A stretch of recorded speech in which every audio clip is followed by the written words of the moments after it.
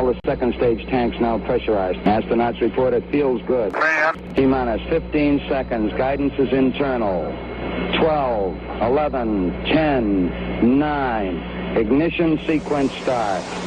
6, 5, 4, 3, 2, 1.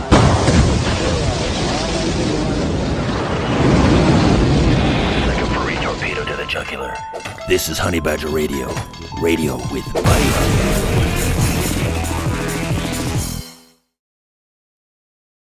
Hello and welcome to HBR Talk 371, UN Women, coming for your platforms. And they are. I'm your host, Hannah Wallen, here with Nonsense Annihilator Lauren Brooks and the personification of perceptivity, Mike Stevenson, with the Doge in charge in the background, making sure things work the way they should. And tonight we're still looking into UN Women's behaviors. I can't just say it's complaints against us, because there's shit they wanted to do. And they brought it up a couple of years ago. And some of it sounds suspiciously like the stuff that's being done today using children instead of misogyny as the excuse. So this is something that they've been pushing for a while. And they just basically found which buttons they could push to try to get people to shut up about it and accept it. And it looks like using, exploiting children as the vehicle hasn't necessarily worked any better. People are still talking about it. But in any case, they're still doing it. So we are going to take a look at what they wanted to do. And there's at least one thing here that I didn't know existed. So we'll get into it here in just a minute. But before we get into it, we got to do what we got to do. As always, Honey Badger Radio dishes out a smorgasbord of thought-provoking discussions, and as experiences both recent and long past have demonstrated, the provoked thoughts are fighting back. They've made it clear that for people like us relying on third-party payment platforms like Patreon to fund our work is treading on thin ice, or building our house in the path of a rapidly growing wildfire. In light of this, we strongly encourage our supporters to switch at least their support for us to feedthebadger.com, the most stable way to help us out. And if you want to tip us directly, instead of relying on any social media platforms tip jar, the link for that is feedthebadger.com/justtip. We will be reading some of those today from this weekend because we were not able to see them during the show. So we'll do that before we get into today's show as well. As always, the same risk applies to our social media platforms, especially with considering what we're reading today, which is why you should further provoke the thought police by tracking our thought-provoking discussions on honeybadgerbrigade.com, where you can find your way to all of our content, as well as a link to feedthebadger.com in the drop-down menu at the top of the page.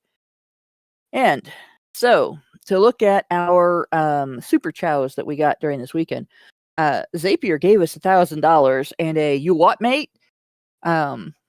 Which which doesn't sound as cool coming from Ohio as it does coming from London. But Konos. What kind of dollars is that? Yeah. It doesn't say, so it's probably 1,000 American dollars. Good Lord. Holy yeah, shit. Zapier loves us. So I just wanted to say. Too. You're invited to the cookout. There we go. Now we have to have a cookout, guys. Yes. You realize that if we invite people, we have to have one. Yes. So I'll be on the grill. There we go. I got that. That's got to happen now, like sometime next summer. Yeah. But thank you very much, Zapier. We are very grateful, and we love you too. Konoko's evil twin gave us $50 and said, the assassination of Charlie Kirk is 100% in line with the Femocrat policy to destroy the nuclear family. Divorce is the usual method of eliminating fathers from families, but on this occasion, a bullet was used instead. Charlie just wanted to build bridges. The takeaway lesson from his murder is that not only can you not build bridges with evil psychopaths, you cannot build civilization itself either.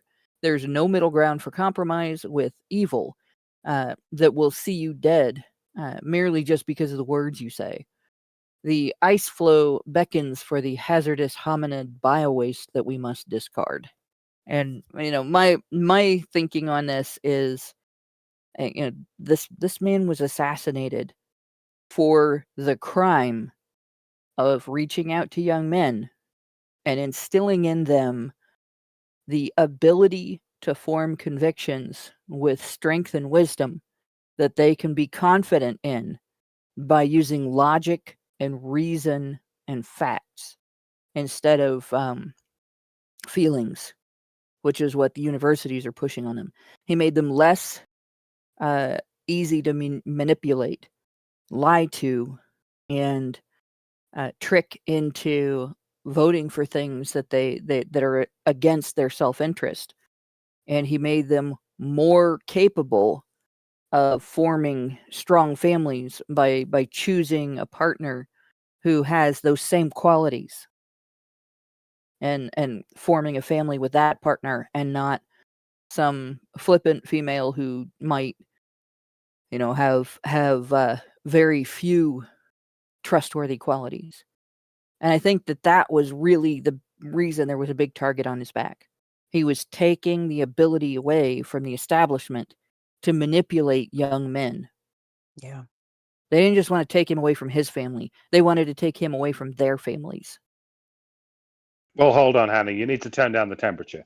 I don't see anyone on your side even trying to turn down the temperature on this divisive rhetoric that you're saying. And if you don't turn down the temperature, then we will keep firing guns at you. And don't worry about the temperature of these guns. They're perfectly cold-blooded, and we will keep them as cold-blooded as we can until you shut the fuck up. And I'm doing the bird hands while I say this. You need to shut the fuck up and turn down the temperature on the things you're saying, or else we will keep murdering you. Does that please and sparkle? Is that okay? I swear I need to make a bird hands video where instead of like the pointy fingers with the bird beak, I'm gonna do the intertwined thumbs with the rest of the fingers sticking out for wings, and just like maneuver them back and forth across in front of my face as I'm talking. Listen to me, I have bird hands. These are bird hands, right? But when it comes down to it, these people talking about turning down the temperature, bringing down the temperature, there's something that they don't realize, right? Too hot and too cold can both lead to the same outcome. Mm-hmm. And this is something that, when my temper gets to the level where it's threatening to be out of control,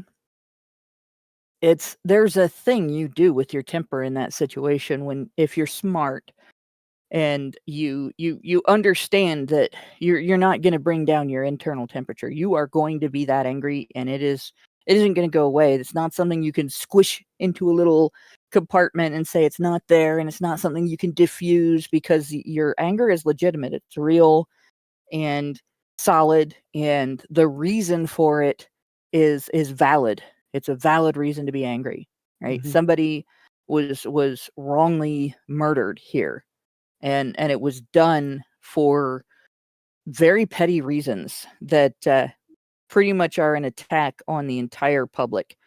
And it's not just an attack on free speech. It's an attack on a way of life, and it's an attack on the country. And what people don't understand is the temperature on that temper can be flipped from hot-blooded, where you would do something maybe poorly thought out, right, to cold and calculated. Meticulous. Yeah, absolutely. Meticulous. Yeah. And when I get like that, anybody that's on the other side of it should run. Yeah. Yeah. And that's exactly where we are right now. There are people who don't understand, or they're, criticizing the right, for lack of a better term, for having this reaction. However, it's like, how many times can you poke the bear before the bear actually strikes out and hits you. You know what I mean? It's the same fucking thing. They when it was the left doing it, it was cancel culture, right? Because they were taking our words, twisting them, and then using that to attack our jobs, attack our livelihoods, attack our families. And they don't so much like it when that pendulum swings right the fuck back in their direction. They don't like that shit at all. Well, too Nope. bad. Too bad. You open this fucking Pandora's box and you are getting everything that is coming to you in spades. And I you know, I, it's just so frustrating, like, because this is kind of how I am. I'm the nicest person in the world until you fuck with me. Once you do that, then it's all bets are over. You know what I mean? It's that's it. You want this, you wanted this attention, and now you're gonna fucking get it. Now you all are gonna fucking get it. Oh my God, I lost my no. That man lost his fucking life. That woman lost her husband. Those children lost their fucking father. And I don't care about your stupid woe is me cries. Oh, I can't earn a pay. Yes, no, there are not very many companies who will accept a representative of that company, which as an employee, that's exactly what you are. They're not going to take kindly to you being so very publicly dancing on someone's grave. Yep. Y'all remember Donglegate? Donglegate. Donglegate.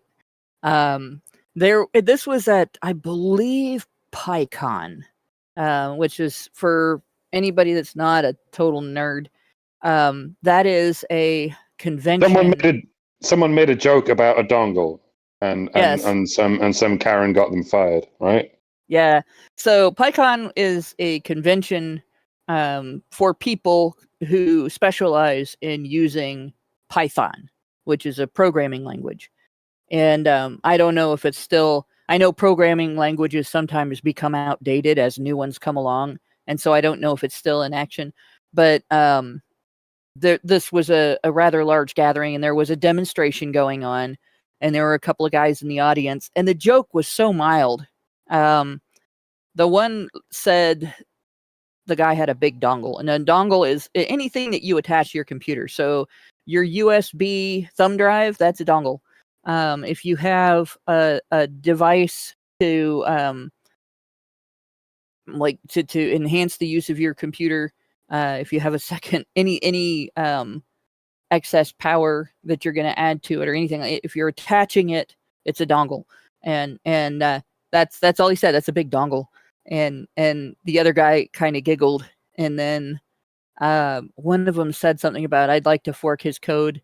And that was the entire conversation. Forking is like you if I remember right, it's you take the individual's existing code and you build from it in a different direction than they were going with it.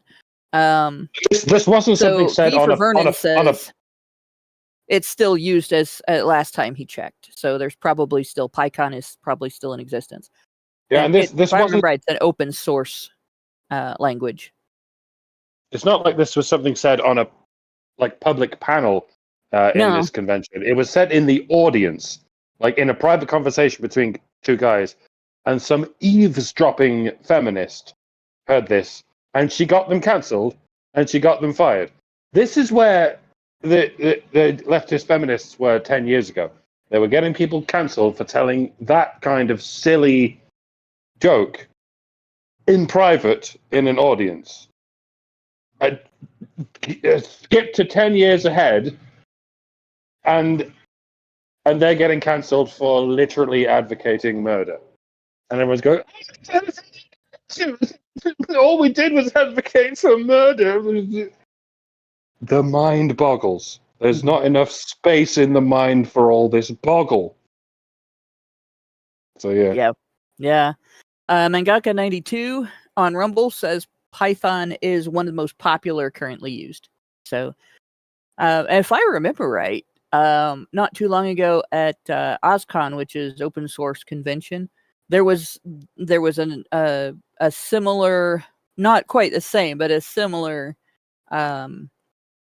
kicking out of people who were the wrong political perspective, right, on the wrong side of history, in terms of what political perspectives. You couldn't be there and be conservative, or you couldn't be there and be affiliated with the pro-consumer side of Gamergate, the Gamergate controversy.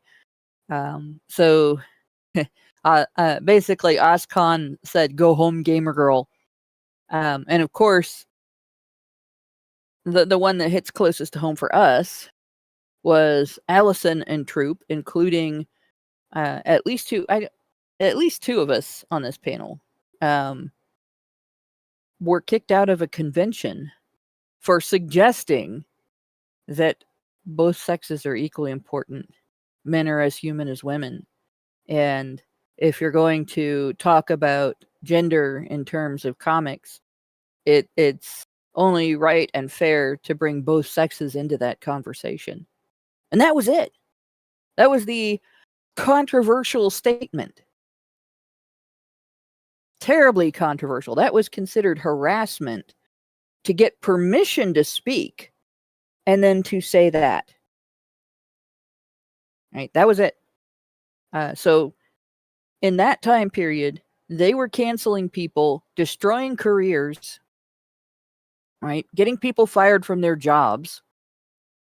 I mean, there were several of us at A Voice for Men who were doxxed and harassed on Twitter for the crime of switching from calling ourselves men's rights activists, which was actually started as a feminist slur, to calling ourselves men's human rights activists, to remind people that what we are fighting for is simply an inclusion of men in the human rights dialogue. That was it. That was the controversial thing. That was the reason why, for instance, the kindergarten that was attended by Jack Barnes's daughter needed to be published. The address needed to be published so that he should be scared that somebody would show up there and do something violent.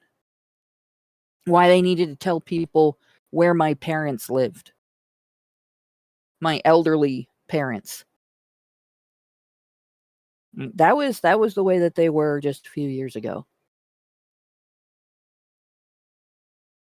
Today they're mad that they cannot repeatedly post pictures of gore and celebrate the murder of a human being for being on the wrong side of a debate about what is the right way to handle certain circumstances, whether it's gay rights, trans rights, how your education is progressing, or any other political issue. The controversy was the existence of open debate. That's it. And they're mad that they can't celebrate that this man was murdered for promoting open debate and still have their company want to be associated with them.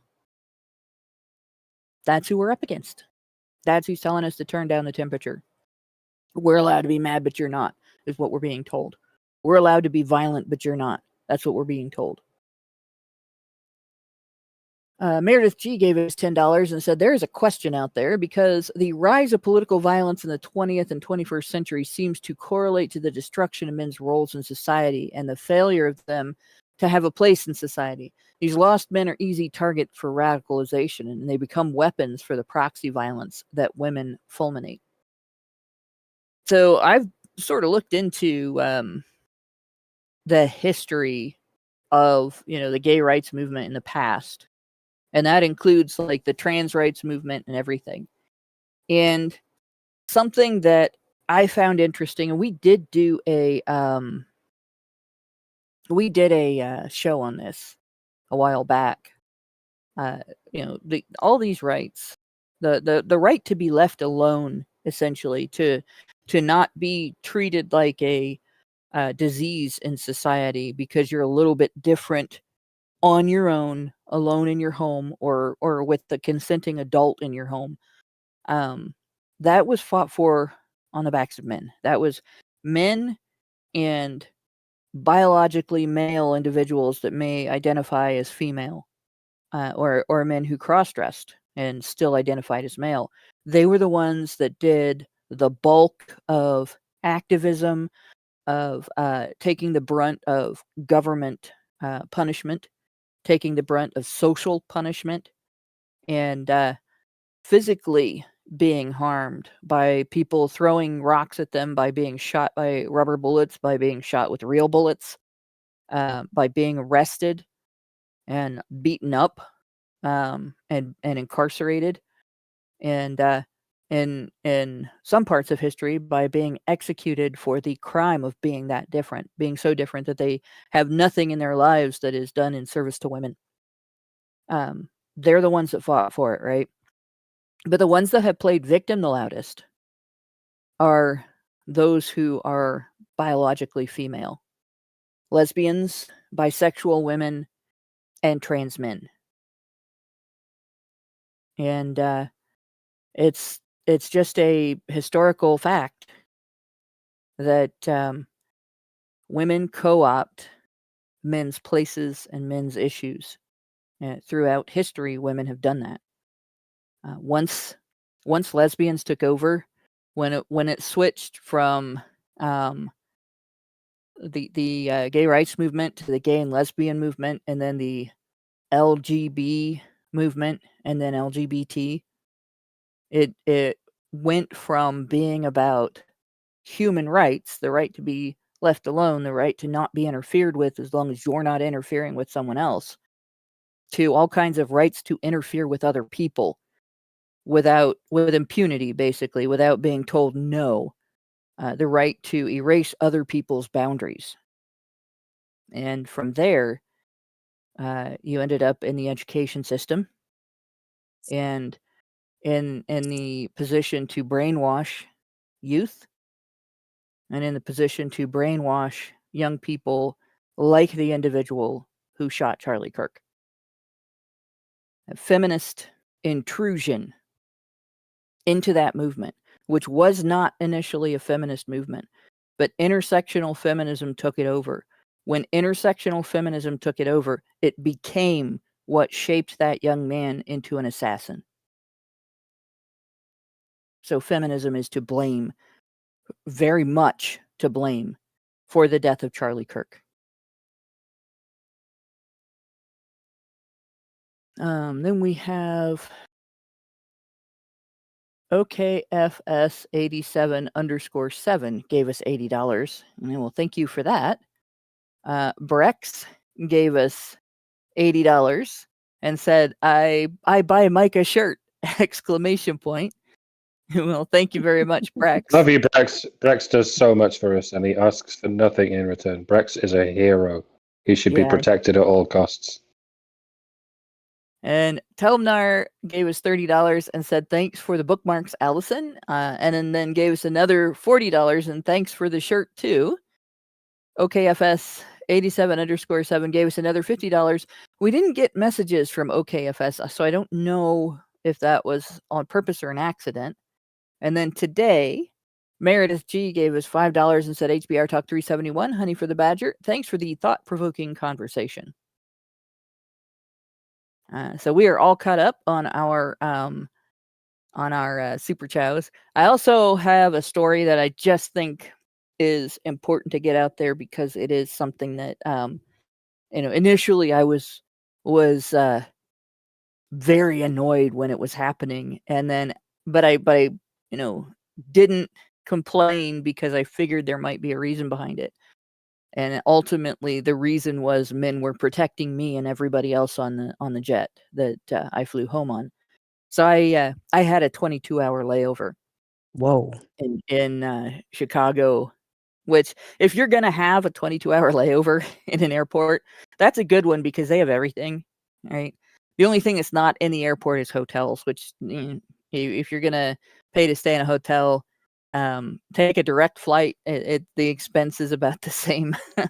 But so I got up to the airport in Calgary at like 3 a.m. I went in there and waited for American Airlines to open their, I registered my flight, waited for American Airlines to open their system up. And then I got everything taken care of and, got into place and, got on my flight, get to Chicago. And about 20 hours into my 22-hour layover, my flight starts changing gates. I'm like, that happens. I registered way ahead of time, so it's expected. Sometimes this, like almost every time when I've had a cheap flight, there's been a gate change at some point. So no big deal. So I go to the second gate. About 10 minutes later, it changed again. And then there was a flight delay. And then there was another flight delay and a third flight delay. And in between the second and the third flight delay, they bounced me back and forth between 3 different gates for a grand total of 9 gate changes. Oh my God. And I'm like, what the fuck? I'm like walking back and forth. My legs were already tired because we went up on the mountain at Banff, and I'm abysmally out of shape, like to the degree of like embarrassingly out of shape. People were watching out for me because they thought I was gonna die. But she did make it to the top, ladies and gentlemen. I did make it to the top. We all made it to the top eventually. It's a glorious view. It's worth it. It is. But apparently I've been told I was white as a sheet. But I don't make false teeth for people who know the song. But in any case, I was obviously annoyed walking back and forth with sore legs and everything. But I thought, there's got to be a reason for this. They don't just do this. I've never seen them do this before. So finally, it gets to where they're not changing the gate anymore. They're not delaying the flight anymore. And I was able to talk to somebody about what's going on with this flight. Like, is something wrong? Is everything okay? And it turns out that the jet we were originally going to be on had a problem, and there was no way that problem could be fixed in time for them to use that jet to make that flight. So they switched it to another jet, and that jet also had a problem, but they could fix that one. That problem was doable. They could handle it before, flight time. Well, then the engineers decided that, no, the mechanics that were working on the plane, this is going to take longer than you told the passengers. And so they changed the gate the first time to give them a little more time, but didn't delay the flight. And then when they did delay the flight, they delayed it like at the last minute. And then the mechanics are like, no, it's going to take this much time. Even if you don't give us this much time, we're not going to compromise. And so they took the amount of time it needed to do the job right, to make sure the jet was in operating condition so that we wouldn't crash on the way back to Dayton. So shout out to the flight mechanics at American Airlines who protected everybody on that plane from the bureaucracy, because when they obviously had to fight for their right to do their job correctly. And this is why you should be glad that a lot of mechanical engineers and other mechanics are a little bit autistic. Right? And they'll put their foot down and say, this is going to take an hour, whether you want it to take half an hour or an hour. So they just go ahead and tell them it's going to take an hour. I'm glad for that. Right. And I know bureaucrats don't always understand. So it's not the most efficient way to travel, but this is why they call it the safest way to travel. At least it was until it got flooded with DEI, but that's another story for another day. We haven't been affected with all that bullshit yet, but you're still more likely to encounter the type of accident that will cause you to die if you're in a car than you are if you're on a jet. Because being on a jet, accidents are much less forgiving. They work much harder to prevent them. because there's a whole lot of accidents you can have in a car that are just very annoying and don't result in injury or death. Just some that are potentially fatal. And people are more careless with vehicles, I think, because they feel safe being surrounded by this cage and all of the safety features that have been added and so on. Where when you're thousands of feet in the air, you know that there's not very many things that can go catastrophically wrong without killing you. Or at least that's the way it feels, right? And so you're a lot more careful. So there you go. Men doing their jobs, women most affected, but in a good way. But that all said, let's get into the meat of we have to talk about UN women now. Oh, we do. I wish we could just delay the inevitable by talking about anything else. But, Brief all right, recap. fine. All right. So let's see. We have to go here. This is where we were, right? We had this discussion about this article. What is the manosphere and why should we care? Blah, blah, blah. We read this, and it ended in a discussion about digital abuse, and real world stereotypes and misogyny, and so on. And we got to the risk of radicalization. We read the rest of this, right? But we got to the risk of radicalization, and we're told about this research from the Institute for Strategic Dialogue. So we looked up the Institute for Strategic Dialogue, and this is them powering solutions to hate, extremism, and authoritarianism. Oh my! I don't want your fucking cookies. Rejected. There we go. And of course we looked at who they are and what they do.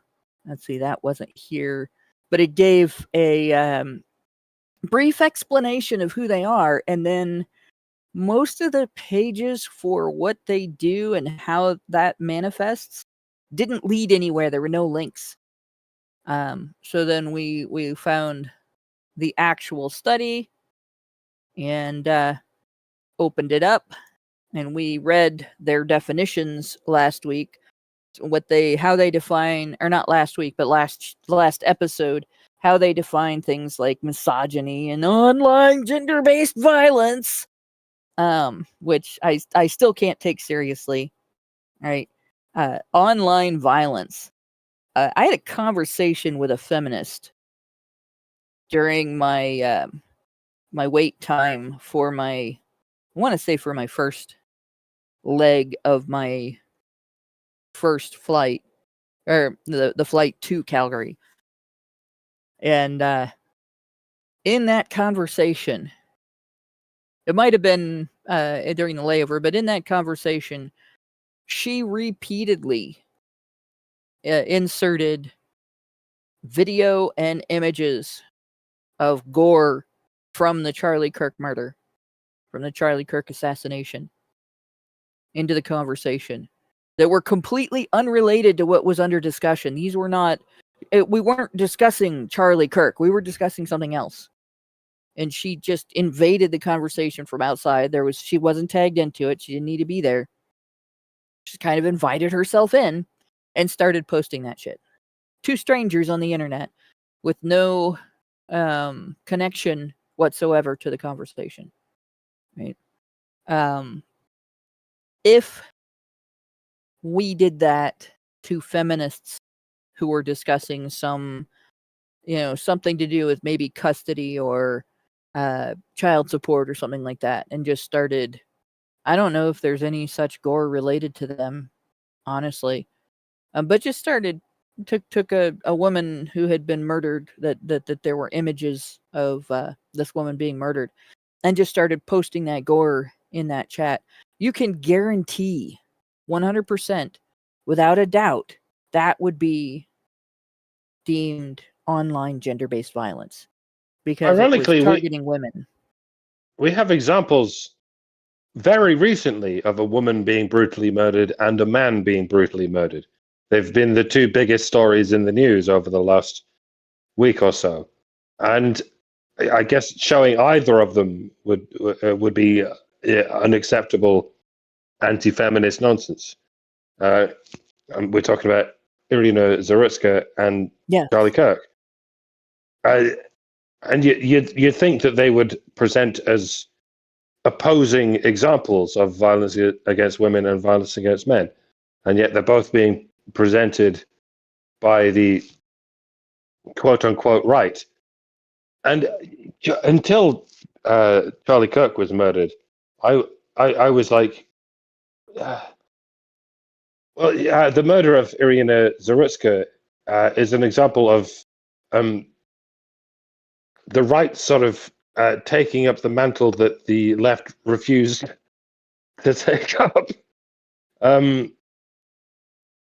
Because you would expect that.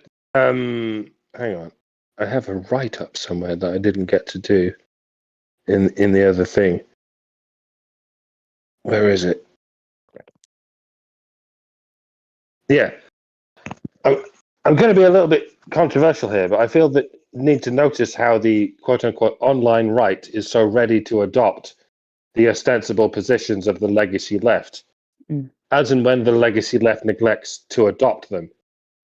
As we know, the virtue signalers of the oikophobic, misandric left are usually very vocal about protecting women. And in the current decade, they're also very vocal about protecting Ukrainians. But it shouldn't be surprising that they're all radio silent when it comes to the brutal, senseless murder of a Ukrainian woman, as and when they can't find a way to blame it on native men, i.e. white men, in this case, American men. We've all been here doing this for long enough to understand perfectly why they don't give a shit, because they never did give a shit about protecting women or Ukrainians. They're only interested in demonizing European men, especially European American men. What seems odd to me is that the quote-unquote online right is so ready to pick up the slack of the legacy left. They're supposed to be the ones who give a shit about men, especially their own countrymen. But they don't seem to give a shit about the countless examples of their own countrymen getting publicly shanked and shot and sucker punched on a daily basis in every major city in every Western country. And they have the nerve to make the story about how the legacy media isn't covering this whatsoever.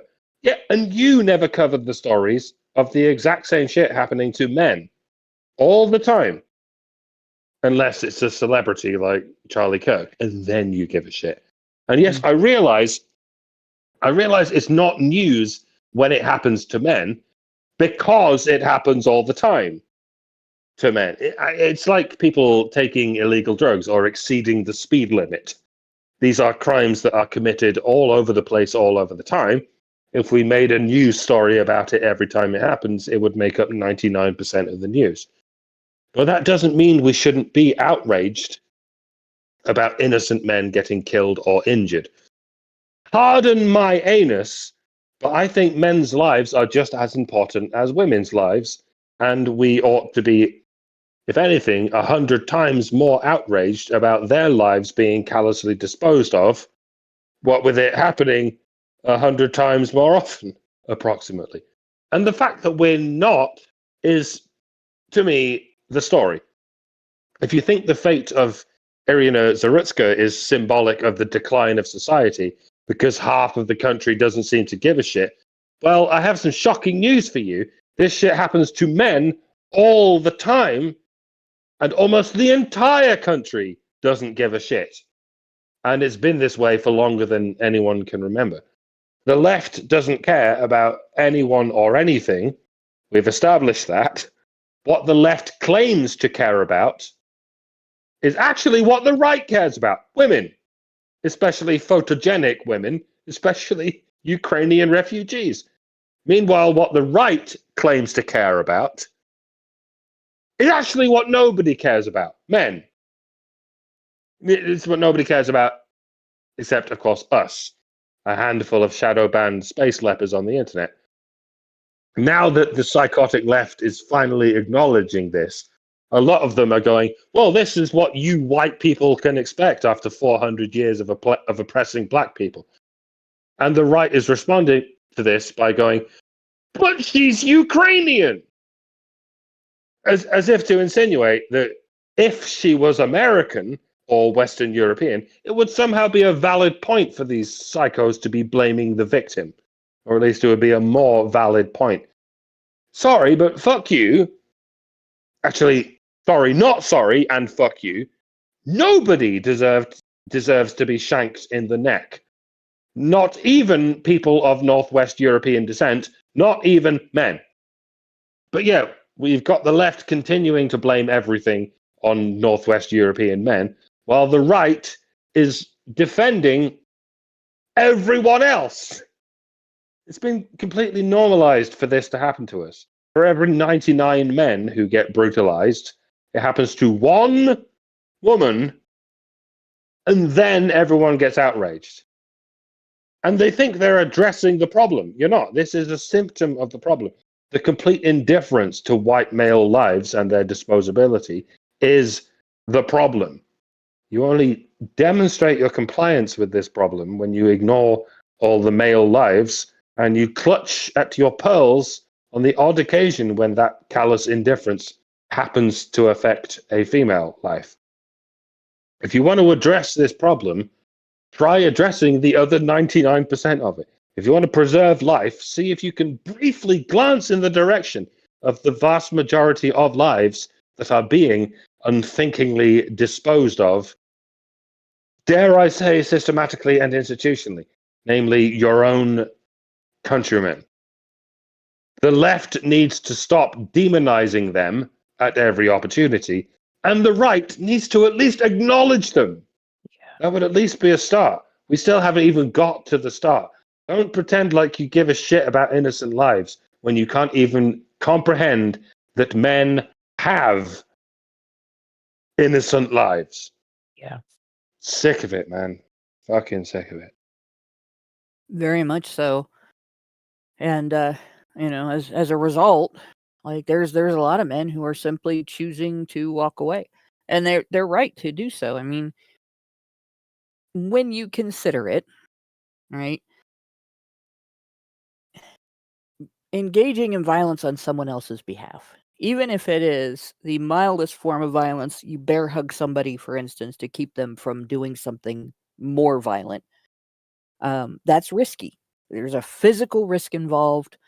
That individual may switch their violence effectively to you. If they're ineffective, okay, may seem like no big deal. If they're effective, then you're injured. Right? So every time someone expects a man to step up on behalf of the victim of a violent crime, they're saying, you need to put yourself at risk to protect this other individual. You need to make this other individual's safety more important than your own. Right? That is the message that men are getting. They're getting that message every day. They get that message every day from early childhood when they are told to get in between bullies and girls, even if the bully is another girl. And the best advice you could give a guy is if the bully is another girl, you stay out of it. If you see two women fighting, two girls fighting, stay out of it. It's going to get vicious.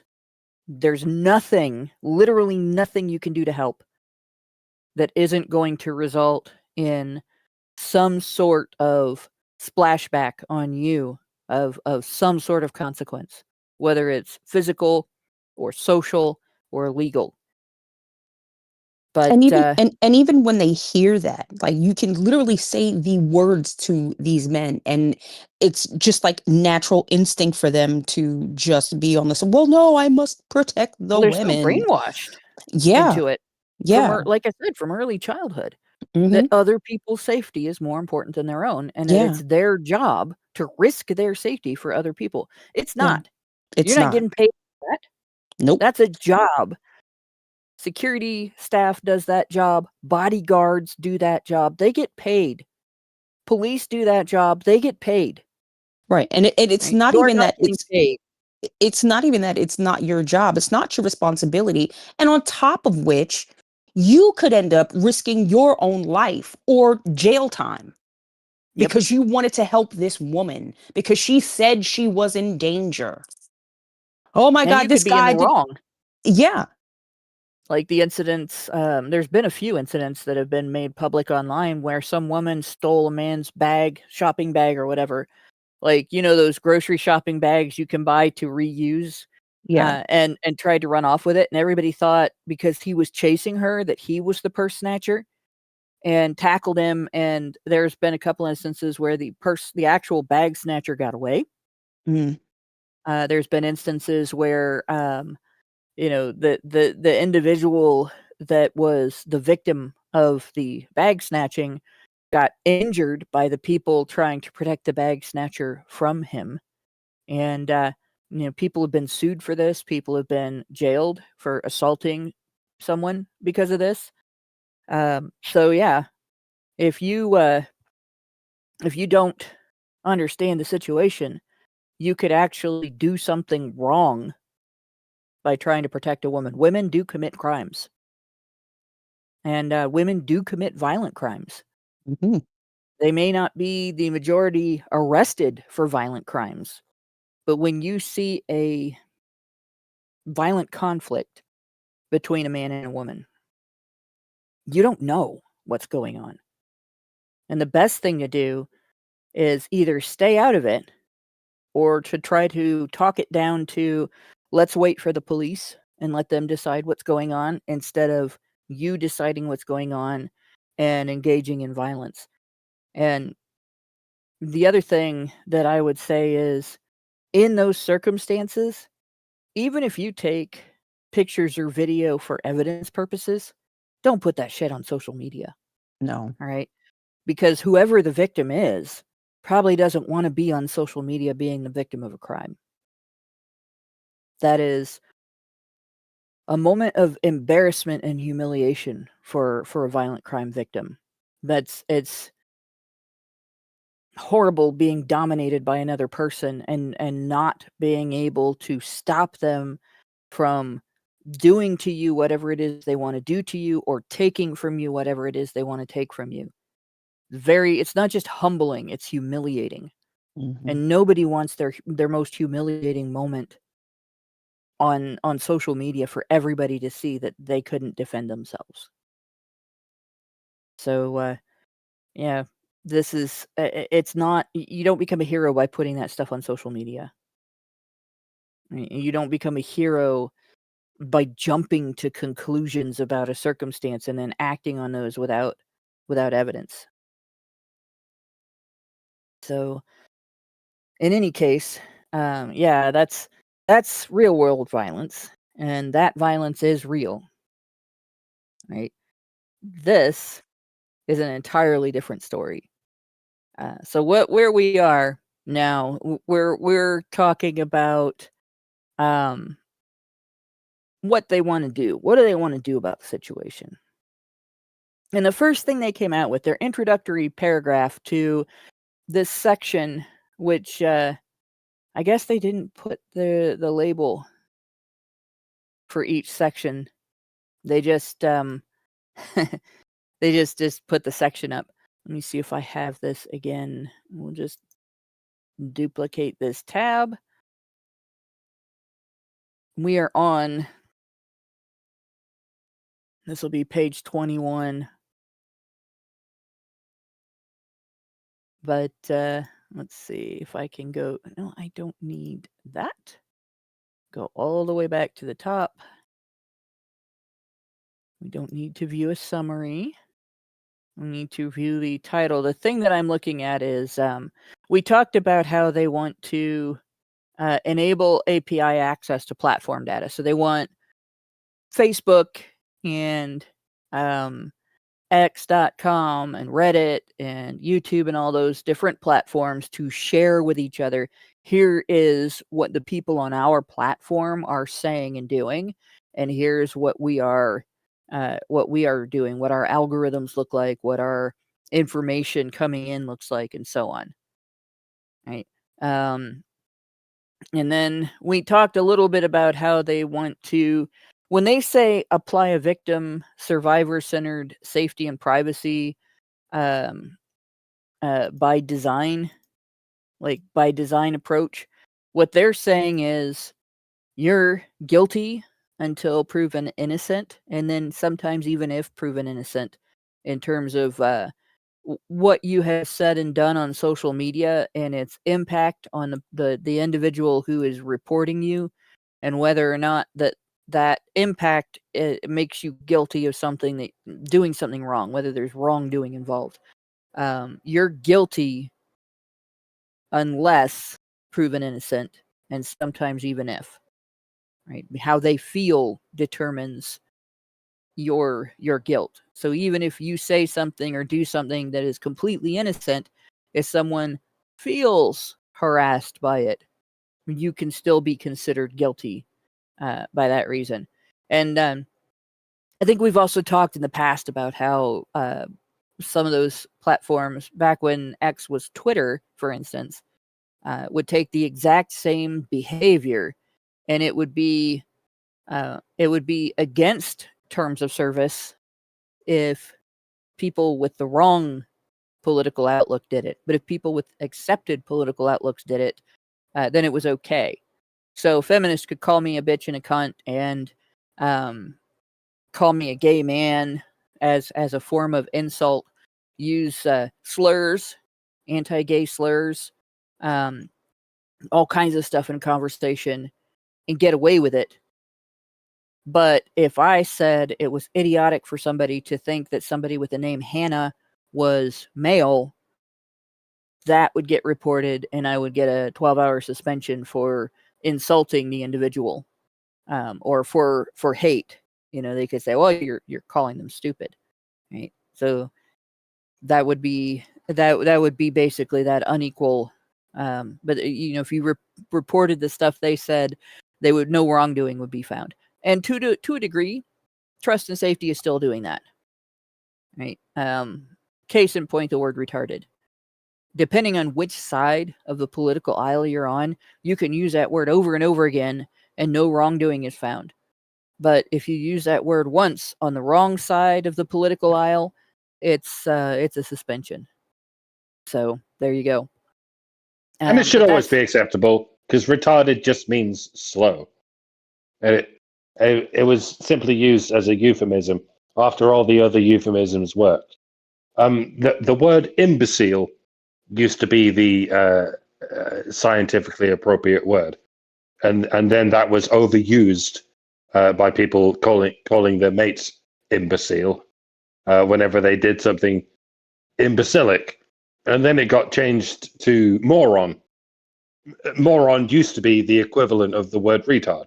It was what it used to be, a scientifically applicable word, but then people got hold of that and started using it to call their friends whenever they did something retarded, and then they had to change it to retarded. It's been called the euphemism treadmill.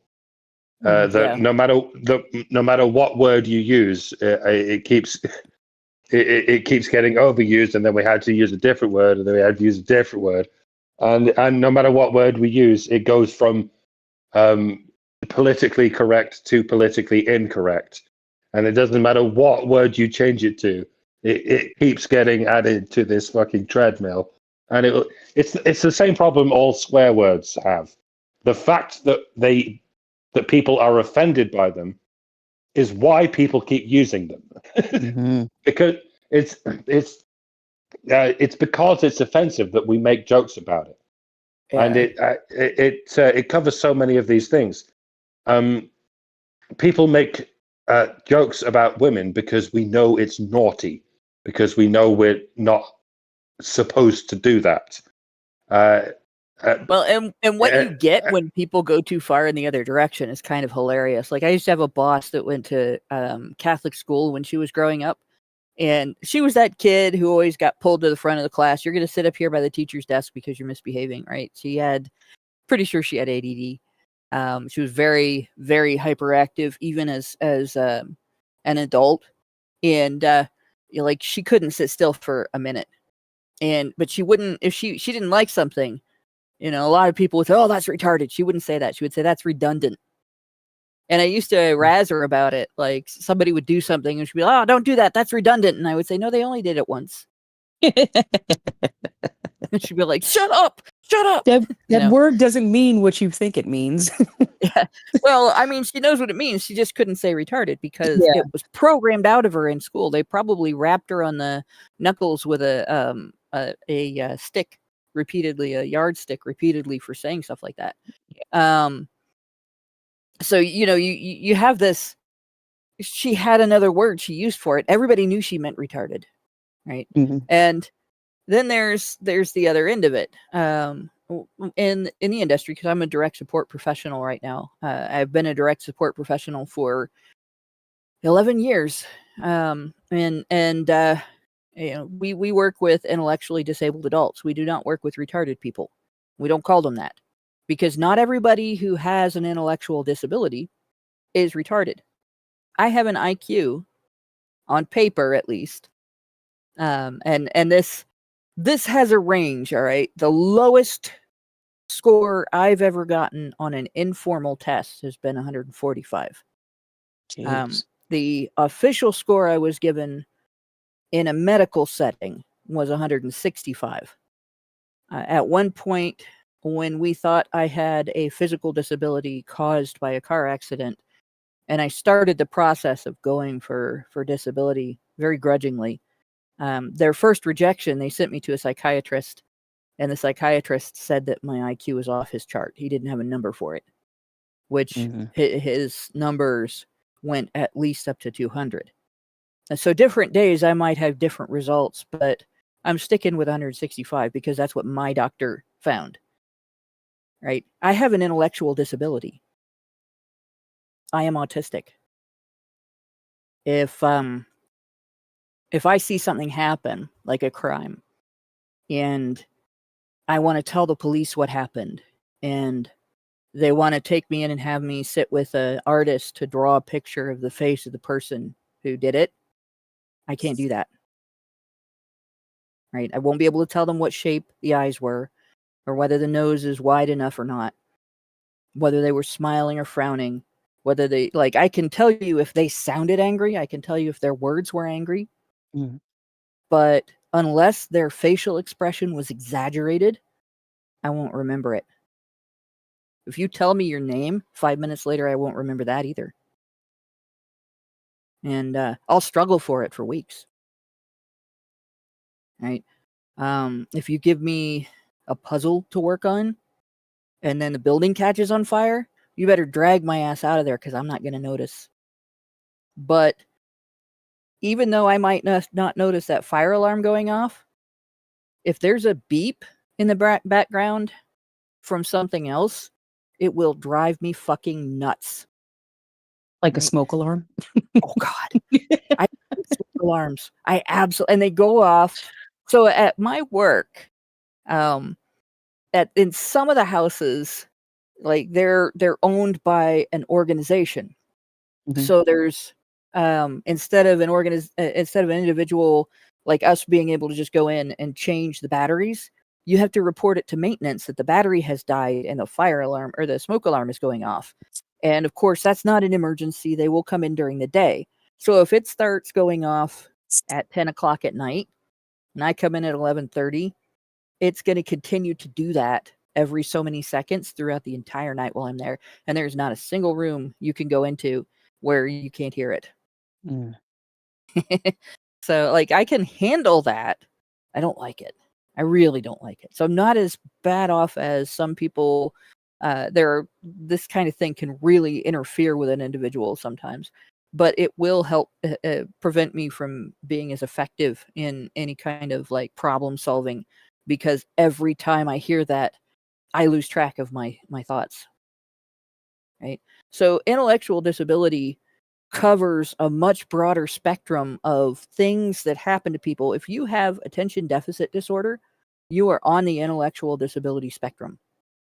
If you legitimately have it, if your teacher didn't just decide that an 8-year-old acting like a normal 8-year-old had ADD, because ADD is a lot more rare than it looks because it's overdiagnosed. Autism is a lot more rare than it looks because it's overdiagnosed. And then of course autism also has a spectrum. And then there are other brain disorders that get diagnosed as autism when they're not. So that's another problem, right? But to simplify the entire thing, the entire spectrum to retarded is retarded. Yeah. Only idiots do that. Only morons call everybody on the intellectual disabilities spectrum retarded. Nobody with any real intelligence would do that. Because they have to know that they are lumping people in who probably have a higher IQ than they do, and probably could outperform them in certain areas of life. In they're lumping them in with people who have such a low IQ that they wouldn't be able to handle a hypothetical question. So there you go. But And we're now at the point where the appropriate word for such people is slow. Oh my God, you're being so slow. And we're going to get to the point where it's politically incorrect to call someone slow. You can't call someone slow. I have a cousin who is medically slow. How dare you make fun of a medical condition like being slow? And then we'll need to call it something else. Yeah. I don't even know what that's going to be. Meanwhile, while the industry has moved on to referring to intellectual disabilities, the state is still using mentally retarded / developmentally delayed, as if you always catch up later.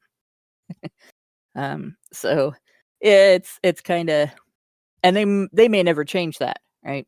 It's just like euphemisms for being black went through a whole variety of different. You can't call people this, you can't call people that. At one point, you can't use the word colored to describe somebody who is black. And the NAACP, the C in CP is colored people, right? That never changed. And I think it's because a lot of times these organizations are fully aware that those euphemisms are going to change. And it's too much trouble to try to keep up. And I think the public should take that same attitude. It's too much trouble to try to keep up. My opinion is the word stupid only describes people who could do better, but choose not to. And so if I call you stupid, I'm insulting your behavior, not your intelligence. I'm suggesting that you are smarter than you are acting. And I think that that's shameful. There's no shame in having a handicap. You can't choose that, and you can't do anything about that. And, you can only try to mitigate its effects. But if you act handicapped when you're not, that should be embarrassing. But so where we are now in this, we are looking at, I believe, let's see, yeah. This is review and update content moderation policies, processes, and systems, and audit and mitigate misogyny in AI-based systems. So the first thing I thought of is, are they worried about Grok being misogynist, or what? And the first thing that they've said here, they've introduced, is this first paragraph, which is very vague and didn't make any sense. The first sentence didn't make any sense to me until I looked it up. Right? Legislative frameworks, they say, have identified the need for user agency and empowerment and started requiring platforms to be more accountable and transparent about their design and policies. So what the heck is a legislative framework? I understand, for instance, legislators. Legislative bodies would be, say, Congress in the United States, Parliament in other parliamentary systems, and in, of course, in dictatorships, it's all the same. Like, if the king runs everything, the king is the legislative body and the executive. But what the fuck is a legislative framework? Because when I think of a framework, I think of a set of rules, a set of conditions that determine a particular factor or issue. So I did a Google search here, and of course Google's AI overview gave me a definition which looks interesting, and it came from sites that seem to be, we'll ignore YouTube, Natural Resource Governance Institute, and this EOXS here, which if we look, this is this came up easier before, but we'll give that a minute, right?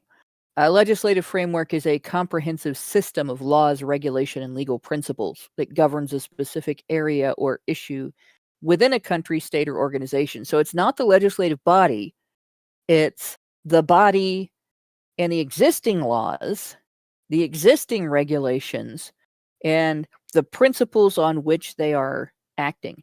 And the importance of that is, in the United States and in several other first world nations, there is this legal principle upon which a huge amount is determined, called feminist jurisprudence. And let's see. Feminist jurisprudence, which, by the way, it's not just countries like the United States and the UK, countries that have traditionally been thought of as in between first and third world, which many of which are first world with some third world conditions, like India, still have a significant infection of feminist jurisprudence in their legal systems. But feminist jurisprudence, or feminist legal theory, analyzes law from the perspective of women's political, economic, and social experiences. So it is essentially legal or legislative or policy-based gynocentrism. It is putting women first in law, policy, and regulations, and also in the justice system, in jurisprudence. So if you walk into a court, you get an advantage just by being female, starting out. That would be feminist jurisprudence, and that is a. Of course, it's not coming up now. I wonder what the heck is going on with that site. So initially, I had looked this up, but it's an intelligence hub. It's essentially a communications hub for a variety of organizations. So this is sort of a consensus website. So this legislative framework that considers like the things that are influenced by legal principles, and then the legal principles themselves governing a specific area or issue.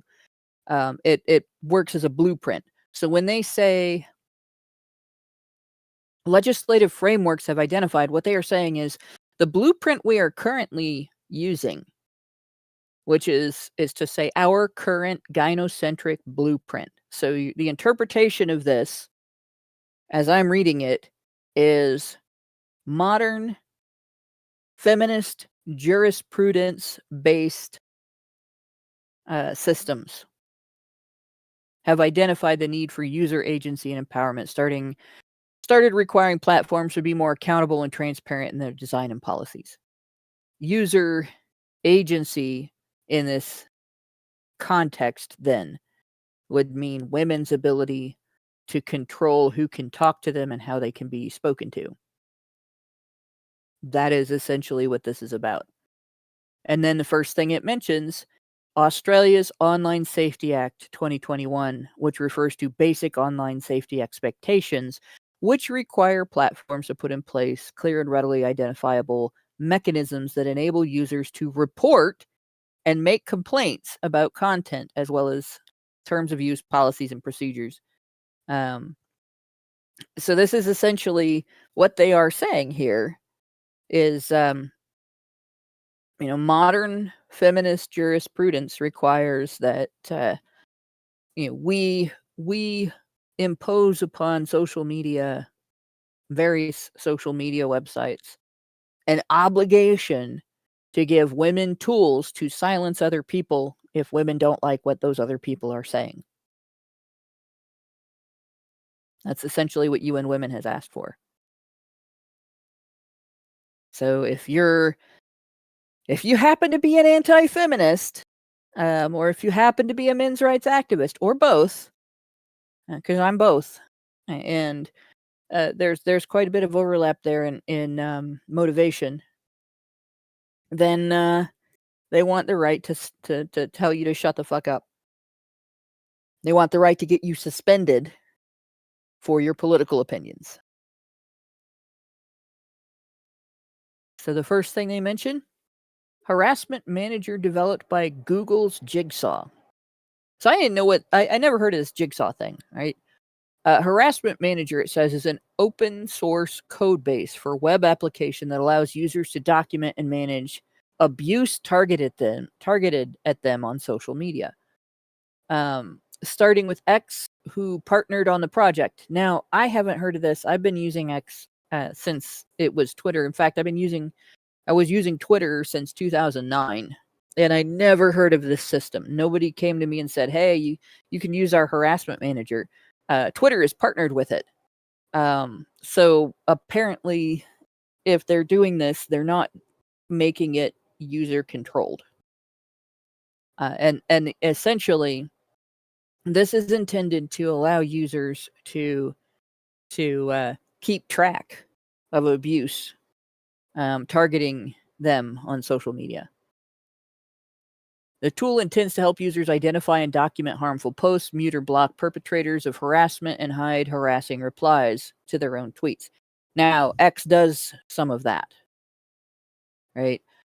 You can actually, if you make a post and you're the OP and not posting a comment under someone else's OP, you can select who can reply. But you can't just exclude one person. You can decide that people you follow can reply, nobody can reply, people with a check mark can reply, or everybody can reply.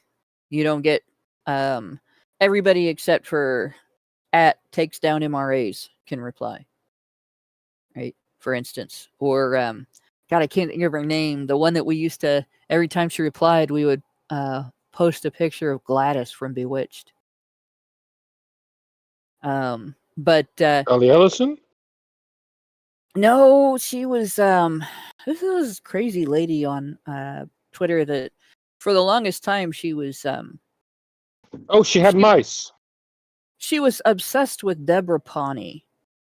And every place and she was also obsessed with Allison. Every place that either one of them posted, she was in the replies. And eventually we all blocked her, and she started tagging us in her posts. She would tag this whole set of us. I was included in the set, unfortunately. And she'd make these posts, and then people would get into arguments with her, and we would be flooded with replies from these. And so it was nice when X allowed people to just leave the conversation, where you could click leave the conversation and mute the conversation, and you don't get any more replies. Gladys from Bewitched was the neighbor that used to spy on the family to try to prove, that they were witches. So for anybody, that's an old TV show. So for the Gen Xers, they'll know it. Millennials might know from the movie that was made.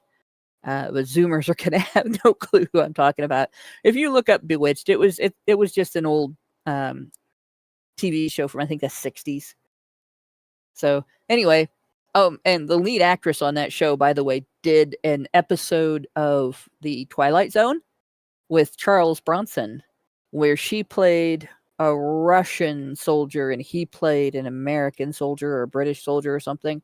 And there had been World War III and everything was completely gone, completely destroyed, and they were the only people left in the world. And it was a great episode. So just an aside there. That was the true origin of the Mary Sue. Just having a female character who can do absolutely anything and yet has no real agency when it comes to the moral of the story. Yeah. Well, that would be Bewitched, not the Twilight Zone episode, because women on the Twilight Zone did have some agency, and there were some episodes that really showed that. But yeah, so all this stuff, there's stuff you can see that they're doing here that can be traced back to this, but clearly nobody told us about this. The code is available on GitHub, open source for developers and non-governmental organizations to build and adapt for free. So you can actually see this being used on other websites, other social media. And essentially, all of the ways that you can report someone. Yes, Mangaka92, that is exactly what Natty is doing in regard to Brian's posts. I'm about to start, every time I see her show up in a conversation I'm in, posting that picture again, because that is basically what's happening. And yes, Samantha from Bewitched, John Doe, is the nose wiggle woman. She would wiggle her nose and it would cast a spell. She didn't have to actually say any words, so people didn't know she was casting spells. But she did face consequences. It's just, it wasn't necessarily always direct. Things would go horribly wrong. It's the same trope. This goes back to vaudeville. The trope is you have a goal or a thing that you want or a problem that you're trying to solve, but everything that you do makes it worse until the end of the show or the episode, when everything gets all wrapped up by some problem-solving thing that undoes all of the damage that you did, or most of it. And that's not new. It's eons ago. It's probably goes back to ancient Greek tragedies, and so on. But it's the main formula used in comedy for sitcoms in the United States. Pretty much, you name a sitcom, that's the formula. And some people have been stellar at it, like Lucille Ball, for instance. That her sitcom was stellar at it.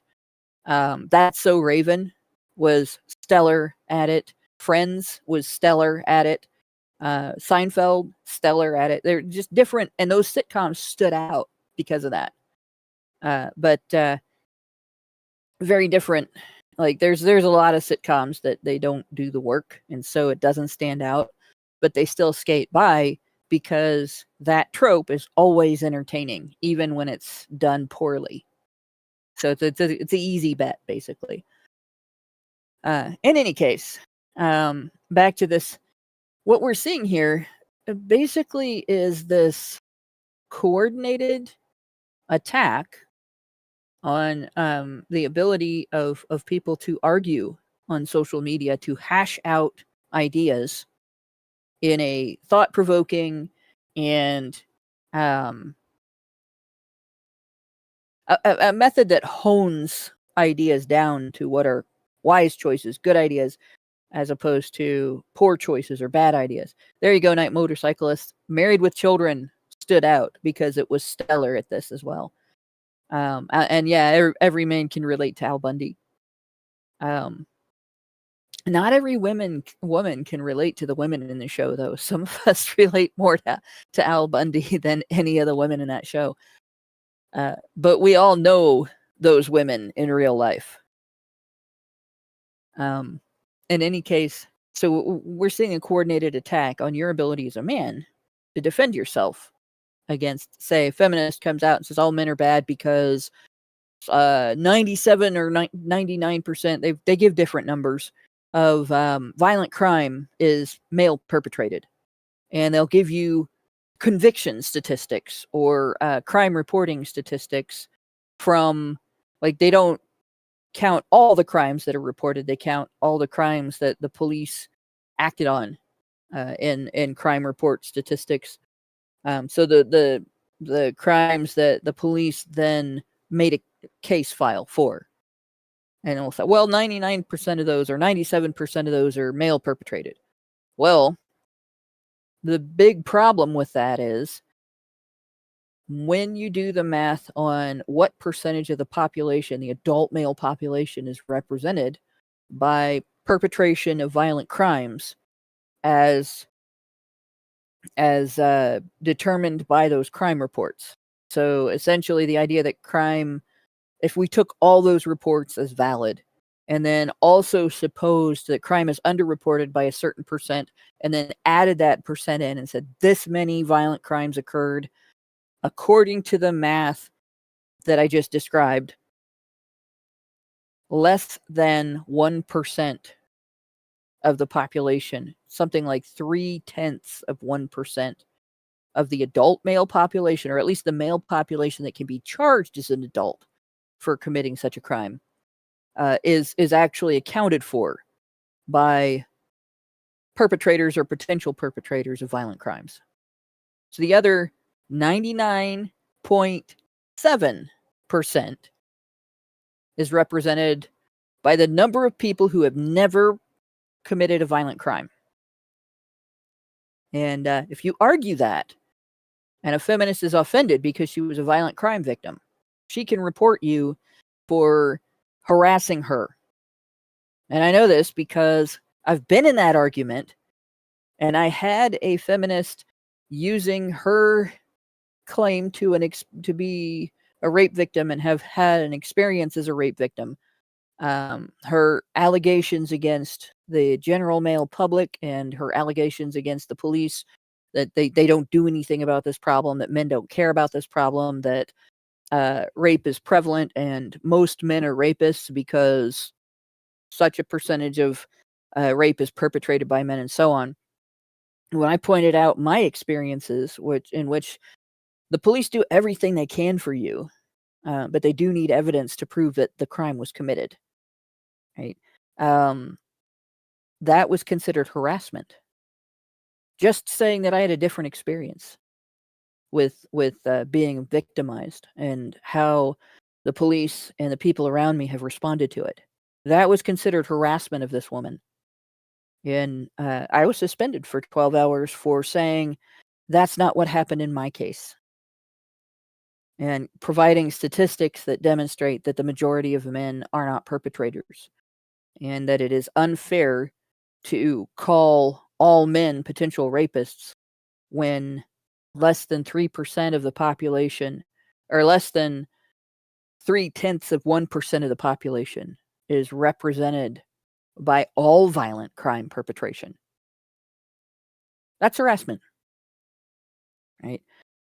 But if I had spoken first, and which is what actually happened, and then reported her for harassment because she brought up sex crimes. The conversation, by the way, was not about sex crimes. Because I'm on the wrong side of the political fence, that's not harassment. Right? Even though being a survivor myself, I don't really like hearing about sex crimes. Like, I talk about the situation, the subject and everything because it's needed. Right? There's a lot of exploitation of the subject to push through attacks on due process rights and attacks on other civil rights, and that's wrong.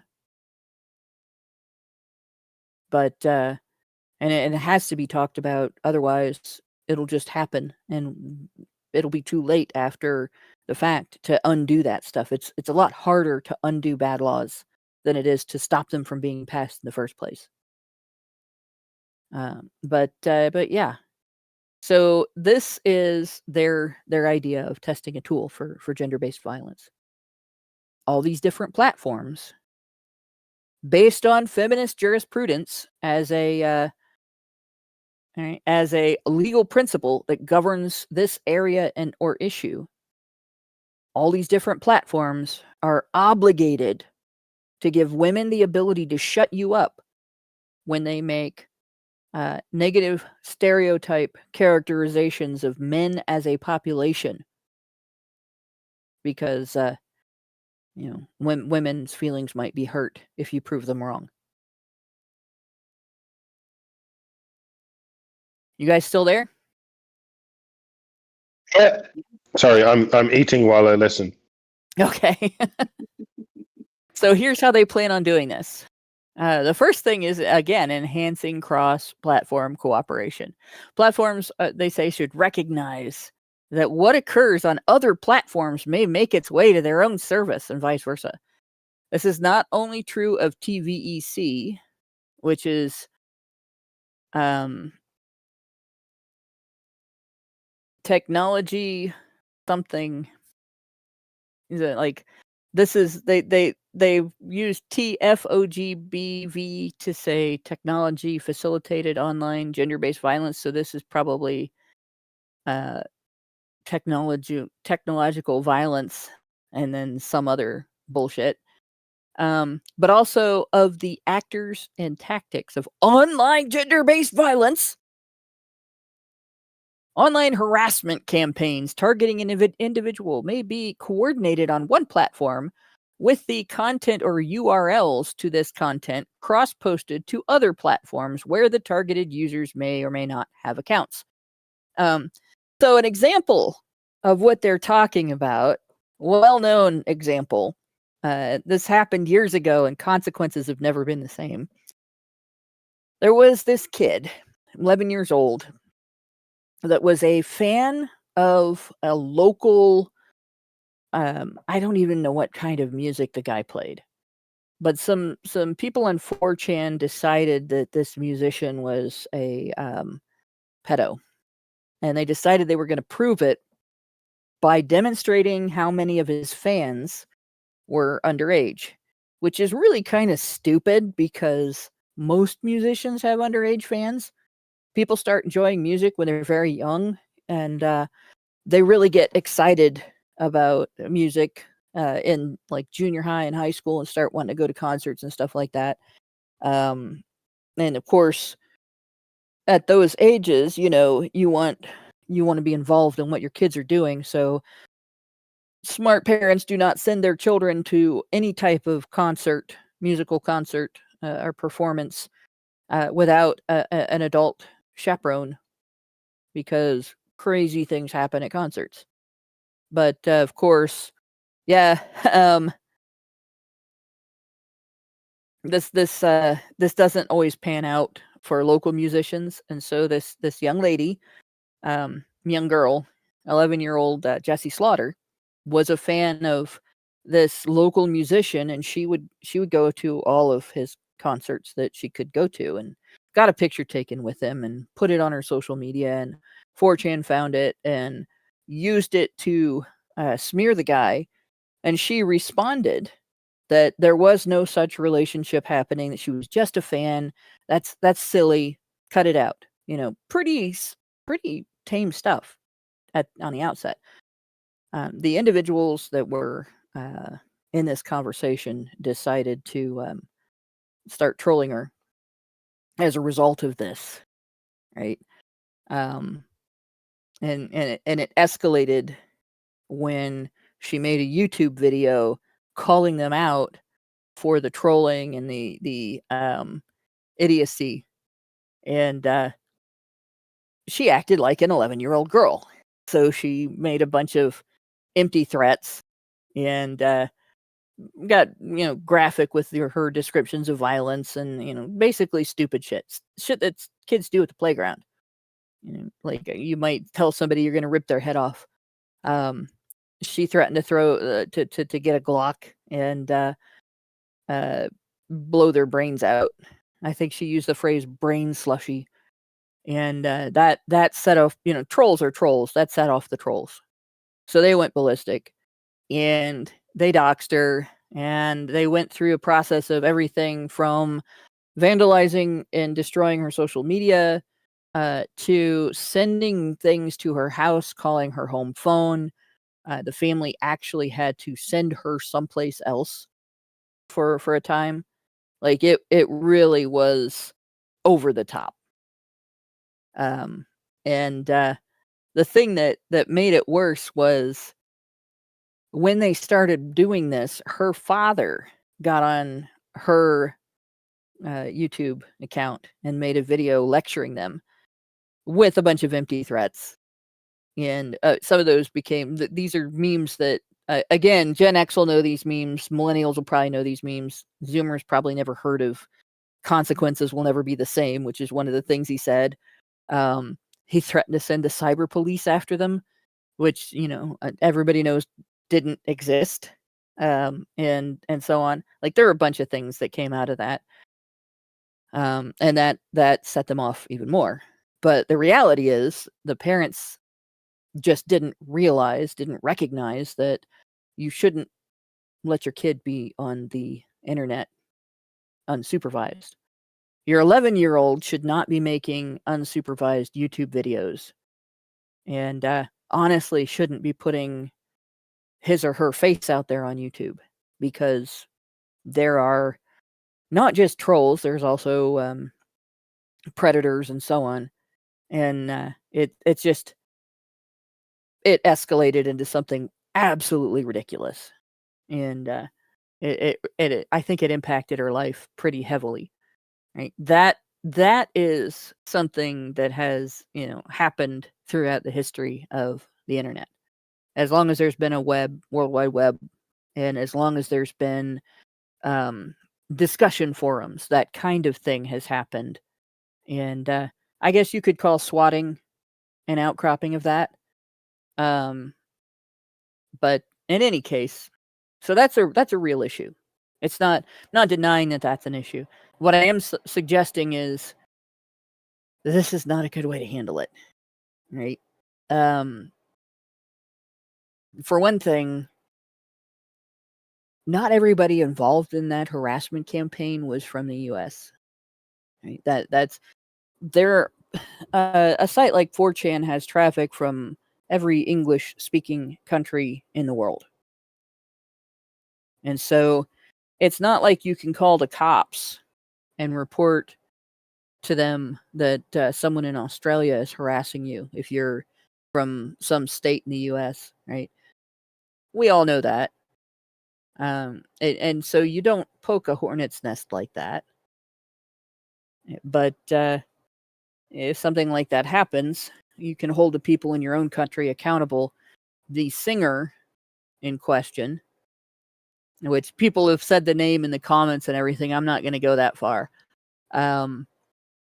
But if he was really concerned about his reputation being damaged and stuff like that, all he had to do was go through and identify people from the U.S. who were involved in that and sue them for defamation.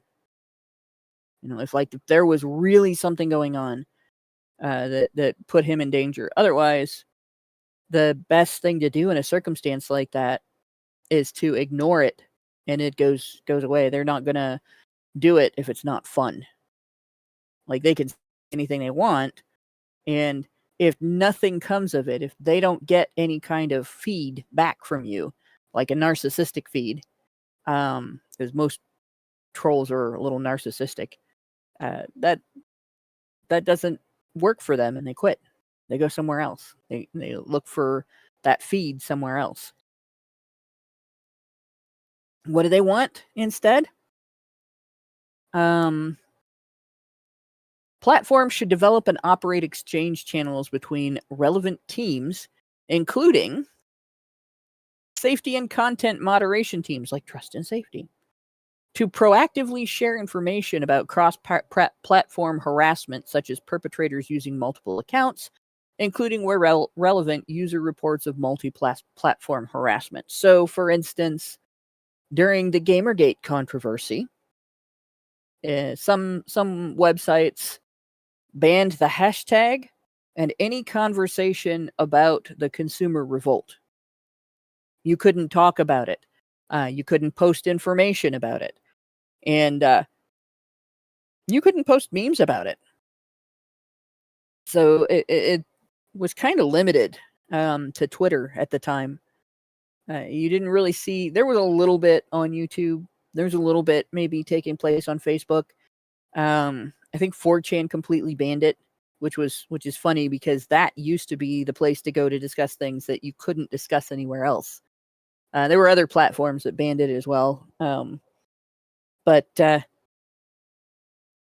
under this system that they want to create, all these different social media platforms would circle the wagons because the opposition to the consumer revolt was using the false allegation that the entire result or the entire revolt was just an act of harassment of some programmer's ex-girlfriend to try to silence it, right? That would be able to silence it on all platforms. You wouldn't be able to talk about advertising being disguised as real news stories because that would be part of the harassment campaign against this girl. You wouldn't be able to talk about contests being rigged because that would be part of the harassment campaign against this girl. You wouldn't be able to talk about any kind of pay-for-play journalism, right? Because that was part of the harassment campaign against this girl. Didn't have anything to do with her. Like, she exposed it by accident, but other than that, it didn't really have anything to do with her. But she was more than willing to capitalize on it for attention and to be used as a means of silencing people who are having that discussion. As they say, free speech ends where my fist meets your nose. But it doesn't end where this bitch's vagina meets my nose. Or something like that. That would have been a horrible experience. It was a horrible experience. But that's what, as soon as a woman gets involved, her fist can go wherever the fuck it likes, including up her vag and then right up your nose. Let this be a lesson, ladies and gentlemen, and especially gentlemen. You may think you have free speech until you give women the vote. And then they'll stick their pussy up your nose, however the fuck that works. So, there you go. Yeah, don't give women the vote, or this shit will happen. Just imagine, right? Just imagine today, if you're on Twitter, X, and you wanted to talk about, what can we do to protect public speakers from what happened to Charlie Kirk, from being assassinated in public for talking about ordinary things, because everything he talked about was pretty ordinary, right? And somebody was able to say, you can't say that, you can't talk about that because the alleged assassin was revealed to be a gay man dating a transition trans woman, and therefore it's transphobic for you to use the word assassination to describe the death of this man, and it's transphobic for you to be upset that he was assassinated. So imagine if you couldn't have that conversation because it might offend the assassin or the assassin's girlfriend, boyfriend, whatever the individual is identifying as.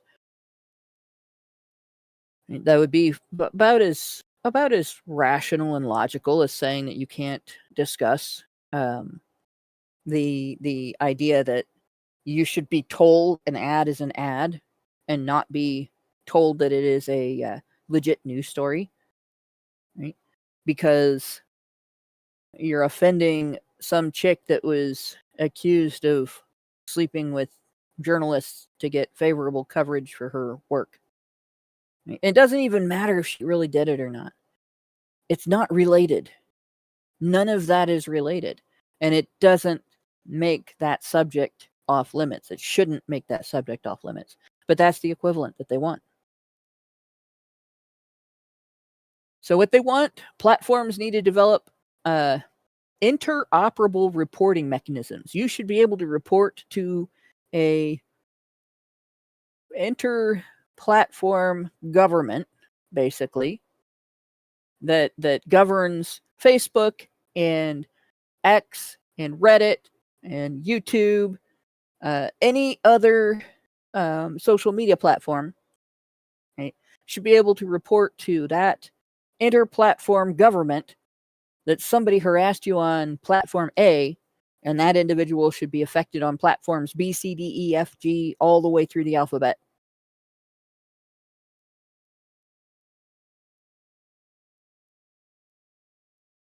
Exchange channels may facilitate faster action. For example, when a prominent actor is identified to be linked to repeated harmful behavior, you get banned on X for bothering somebody on X. You are also banned on every other social media platform. Such efforts are important for understanding the scope and nature of online gender-based violence, but also to coordinate mitigation actions by platforms and other stakeholders, including governments, civil society, or even law enforcement. Get into the wrong argument on X, and the cops show up at your door. Why are you harassing Gladys? How dare you have conversations without including her? And how dare you mock her with pictures of her character on Bewitched every time she shows up in a conversation uninvited? What is wrong with you? You're under arrest. Then this is an interesting bit, right? This was published 2 years ago. Already existing cross-platform efforts and crisis protocols, such as the Global Internet Forum to Counter Terrorism's Content Incident Protocol and the Christchurch Call Crisis Response Protocol. So these are two protocols that involve social media reporting to them and then them assessing these reports and reporting back to social media what they should be doing. Should consider how online gender-based violence is relevant to their scope and mandates, and how to strengthen mechanisms appropriately. Which means they want these cross-platform efforts and crisis protocols to be able to tell various owners or founders of various social media, so maybe Gab, right, or Truth, or any of the other alternative platforms, Rumble. They want to be able to tell them what rules have to apply to their users. Relevant voluntary commitments or co-regulatory frameworks should also be reviewed, it says. I skipped something here. Recognizing misogyny as a radicalization vector for violent extremism. So that's actually kind of the meat of this right here. They want essentially to be able to label all anti-feminist speech and all speech that women take offense at, which there's a lot of overlap, but it's not all the same. They want to be able to take that and use it as speech that can be controlled, speech that has to be controlled, and an excuse to block you from speaking. So they don't even have to say, for instance, you can't talk about the fact that this ad that you read was presented as if it was a legit news story, and you think that the ad should be identified as an ad instead of presenting it as a legit news story. It doesn't have to even be associated with Quinn. Right? All they have to do is take the shortcut. It's misogynistic. to talk about anything that has to do with the Gamergate protest, because it traces back to information that was revealed by this woman's infidelity. And you can't talk about a woman's infidelity, and therefore everything connected to this woman's infidelity is off limits. Discussing it is misogynistic. If you talk about any of these subjects, you are engaging in online misogyny. Right? Now, let's translate that to discussion of, say, the Russia conspiracy theory that the Democrats put out to try to stop Trump from becoming president in the United States. Right? That Russian conspiracy theory traces back to Hillary Clinton's infidelity to the United States, where she took risks that people in her political position are not allowed to take, and then used allegations of misogyny to cover for that. Oh, you're only upset about this because I'm a woman. You just don't think women can handle positions of authority. Right? You put sensitive information on an insecure server, and then 30,000 pieces of it disappeared. And we don't know which ones contained information that could harm the country because they're gone. Mm-hmm. Oh, no, you're only upset about that because I'm a woman. Right? So, under what they're trying to do here, any effort to debunk the Russian conspiracy theory, which turned out to be completely invented by the Hillary Clinton campaign, by the way, complete and utter fraud. Any discussion of that fraud would be silenced on social media. You couldn't argue about it. You couldn't talk about it. You couldn't share evidence. Even news outlets that reported on it, their stories, their news stories couldn't be shared on social media. Right? You couldn't inform people about it.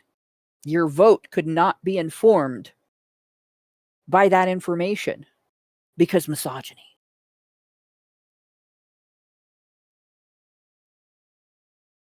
Right? Picture that. You just hate women. No, it's not the actions of one specific woman that we take issue with. No, it's just you hate all women, and period, point blank. That's it. That is all the argument that they needed to make. Yep. So, in the UK, they had a men's rights party. I think they still do. In the US, we don't have a men's rights party. I think in India, they do. We should, by the way, have a men's rights political party. Mm-hmm. And there should be candidates. And they should be men. Like a lot of people have, jokingly in chat and throughout history, named different ones of us at Honey Badger Radio for president. And of course, my name's been put out there. Fuck no. I am not qualified for that job. And I would not do that job if elected, right? And I don't think that the country is ready for a woman to do that job. And I sure as shit wouldn't take it as long as the media uses, you can't criticize this candidate because of her sex. Regardless of which media it is. I don't care if it's left, right, up, down, back, forth. It doesn't matter. Nobody should be using that argument in any election. You can't criticize what this person says or does because of her sex. That disqualifies all women from politics as long as it is a thing. Well, in your case, you'd get murdered. Yeah, I probably would. It's something. It's an inevitability we've been encountered with. If you're too far out, if you've said some too many spicy things over the years, then they will just simply thrust those spicy things into the news cycle to bully you out of ever having any office. But if they can't find enough spicy things, they'll just murder you, as we've recently discovered. Like if you're middle of the road but effective, they'll kill you. If you're ahead of the road and effective, then they'll just shadow ban you. And that's what happened to all of us like 10 years ago. And that's why it's never going to happen for any of us, because we were ahead of the curve. And as we've discovered all too colorfully, if you will never be thanked for being ahead of the curve. The fact that we were talking about this years before anyone else was meant that we were already pushed out of the limelight a long ass time ago, and we'll never be able to hold any even potential point of office, and that's probably for the best, because that's not what we do. We're not here to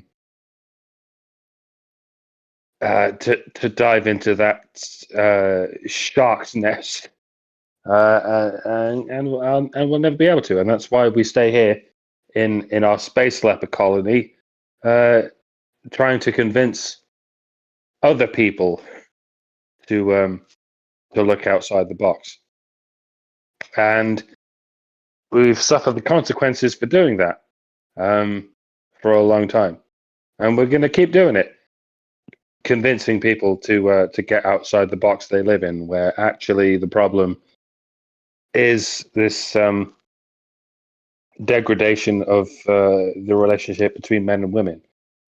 Everyone else is looking at the immigration problem and the fucking race problem and all these other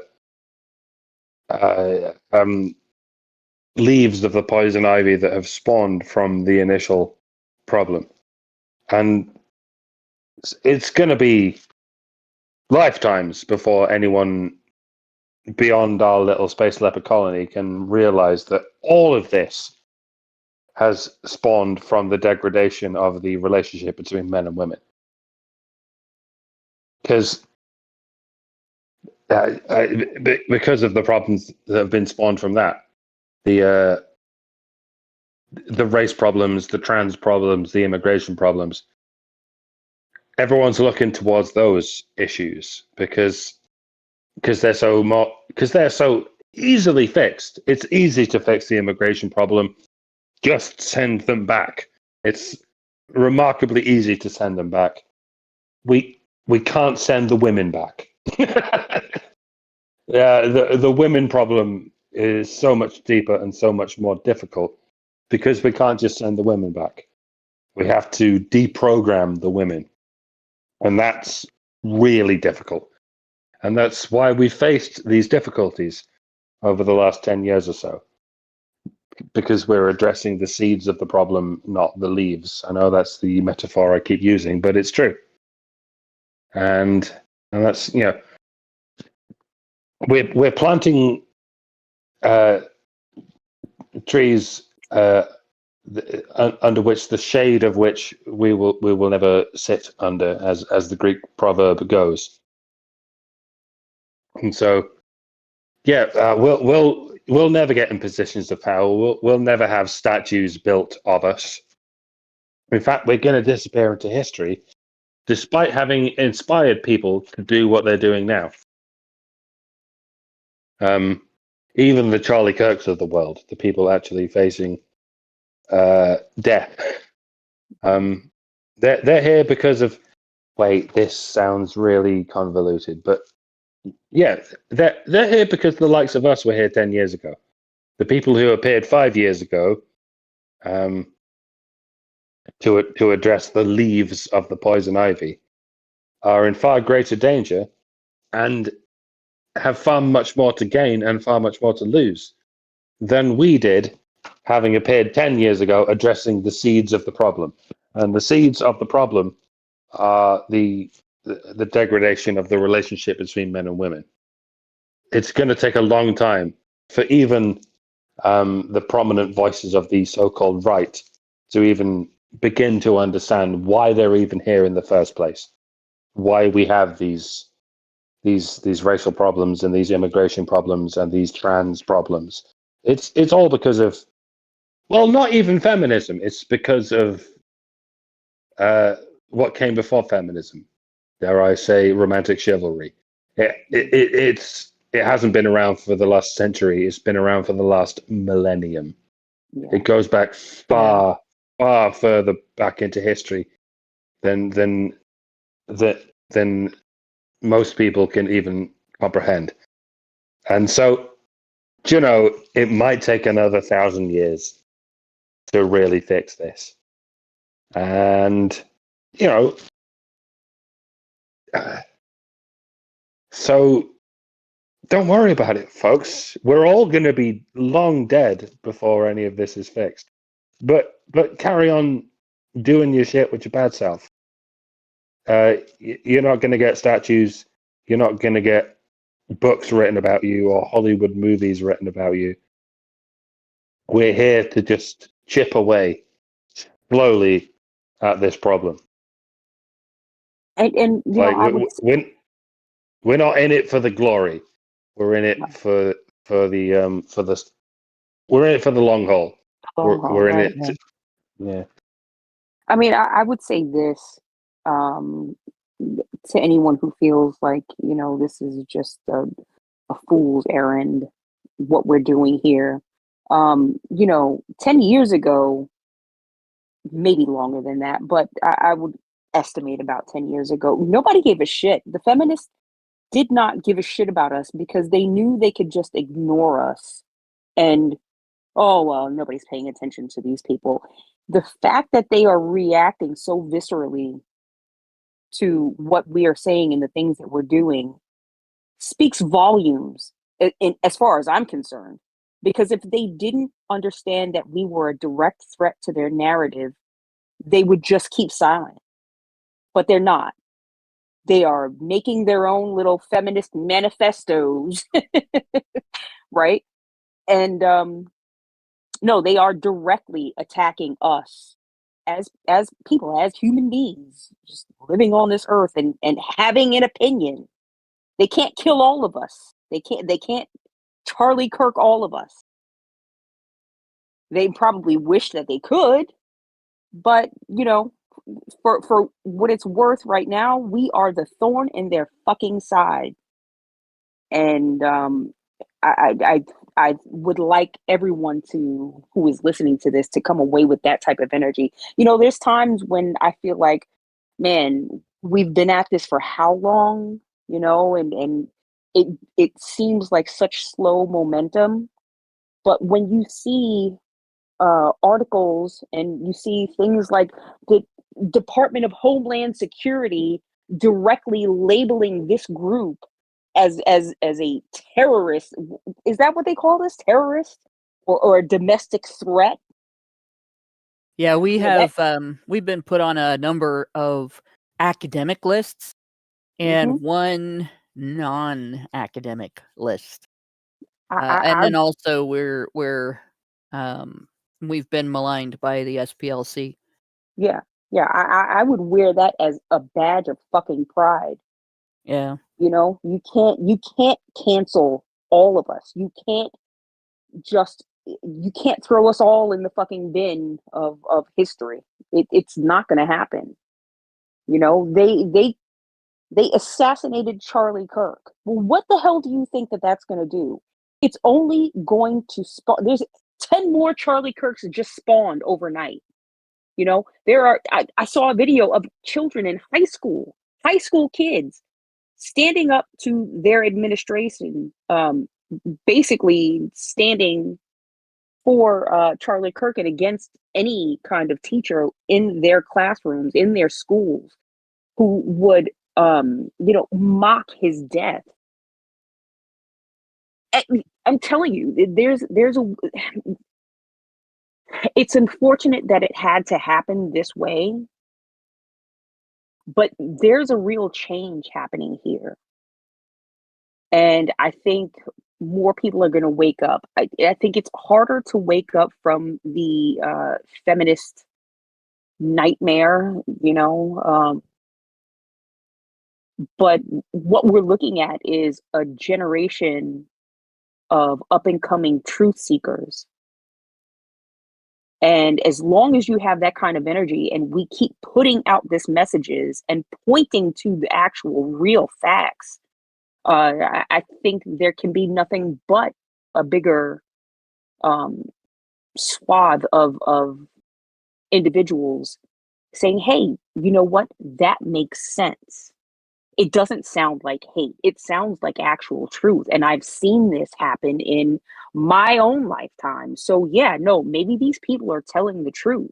Maybe we should stand against what these feminist academics are trying to shove down our throats, because we can visualize and actually see the lies that are being told to us, you know? Yep. So I'm full of hope. I'm full of hope. I am too. It's easy to get blackpilled on this stuff, but Yeah. you have to realize, like, besides the fact that there's been a significant amount of change in the last 10 years, which most people don't realize this, but that's actually a large amount of progress. Mhm. Just going from the fact that people are not being so easily canceled for stupid jokes about dongles and dicks, right? Mm. To the fact that we are holding people accountable for advocating violence against individuals on the basis of just political speech, right? Yeah. That's a huge leap in a 10-year space, and we weren't the first people to talk about this stuff. Mhm. We were early at the beginning of the sweeping changes, Yeah. right? But we stand on the shoulders of giants, Yes. and this type of discussion goes back centuries. And in more recent history before us, existed like Paul Elam of A Voice for Men, who was in operation before us. In fact, uh, Allison and Karen and I getting together, Paul was instrumental in that. He wasn't the instrument of that, but he was instrumental in us starting to work together. Mhm. And A Voice for Men was the first host for Honey Badger Radio. So we have him to thank, and their crew to thank. Mhm. And before all of that, you had Dr. Warren Farrell, who wrote about these issues back when nobody was talking about them, and was canceled. He was part of the National Organization for Women, and he was approaching gender issues from a neutral standpoint. They didn't like that, and when he started talking about women are making progress, there are issues affecting men, and men need to make progress too, they canceled him. They didn't just cancel him, they lied about him. Yeah. They defamed him in some of the most egregious ways by deliberately misinterpreting things he said to mean the exact fucking polar opposite of what they actually meant, Mhm. in order to make him sound like some sort of incest supporting pedophile, which was a bullshit argument. They lied about him, right? And even before that, you had researchers like Murray Strauss, who lost their entire careers, who were completely canceled simply for pointing out the difference between accurate research and ideologically biased research in the field of research into intimate partner and sexual violence prevalence, where feminists were trying to make these things look more prevalent than they really were and more gendered than they really were. And he pushed back against that and got canceled, right? Got lied about. This goes all the way back to the beginning of the 20th century, when Ernest Belfort Bax was writing about feminist ideas and ideals, and what we would today call feminist jurisprudence in law and policy. Back then, there was no feminist jurisprudence. It was just gynocentrism. Things like the Badger game where a woman would flirt with a guy and then get him into a compromising position, and then claim to be, get caught in this compromising position and claim to be reputationally injured by him and demand money. There's a type of scam, and that was very prevalent at the time. He talked about all those kind of things. He talked about the demands of the suffragettes and everything. You can actually find the writings of Bax, Ernest Belfort Bax, documented on avoiceformen.com. So if you search for that, you can search for that name, Ernest Belfort Bax, and avoiceformen.com together, and it'll probably take you right to his writings. I do have hope, simply because there was not so much, it was a losing battle for a century. And now we are seeing some change. And that's like, for a century, there was no change. So that's progress. Even if it's not the rapid progress we would like to see. I don't want to play the long game, right? I want everything better now. Yeah. I'll do this for as long as it needs done, or at least as long as I'm around. But I don't want it to need done that long, because as long as it needs done, men are suffering and men are facing discrimination when they shouldn't be suffering and they shouldn't be facing discrimination. And women are self-sabotaging the entire time. And that's wrong too. Yeah. But I'm going to finish this up with the end of this paragraph, and we'll get into the next bit next time. But what does this boil down to? What do they want to do here? And this is what they're talking about right here. Co-regulatory frameworks, right? The EU's 2022 Strengthened Code of Practice on Discrimination, which keeps, or on this disinformation, not discrimination, but it keeps people from debating the truth of matters like what is really going on with this virus that's circling the world now. What is really going on with the various medical treatments that are being imposed on people, people are being told you can't have a job if you don't do this. What is really going on with practices of keeping people at home, shutting down whole cities and so on. And you couldn't talk about that because you might be accused of spreading disinformation. Rather than having, if you say something that's not true, other people can present evidence that you were wrong, and that ends that tangent of that discussion. Oh, here's the evidence that debunks what you just said, right?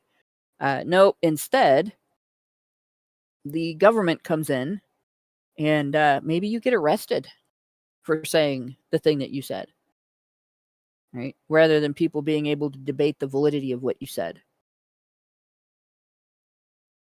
And this includes a commitment, as it says here, to operate channels of exchange between their relevant teams. So between, again, all these various social media, if you say something on Facebook that X doesn't like, or if you say something on X that Reddit doesn't like, Reddit takes issue with fucking everything. Suddenly you're in trouble again. Maybe you get banned from all social media. Maybe that comment gets taken down. Maybe they do what YouTube likes to do, and just it's suddenly that video is private. That comment is nobody's allowed to respond to it. Or maybe they do what Reddit likes to do, and you can post all you want, but nobody can see anything you've posted. Right? And you have no idea. They don't tell you. So exchange between their relevant teams.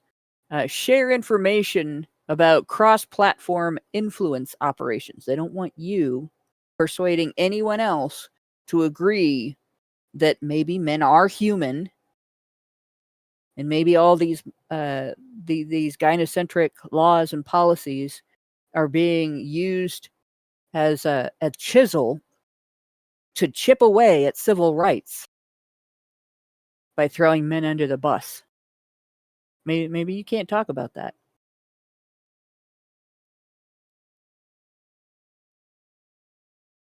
What's the goal? Preventing dissemination and resurgence. They want to prevent you from having conversations about political issues using logic, reason, and facts, because you might not come to the conclusions that they want you to agree with.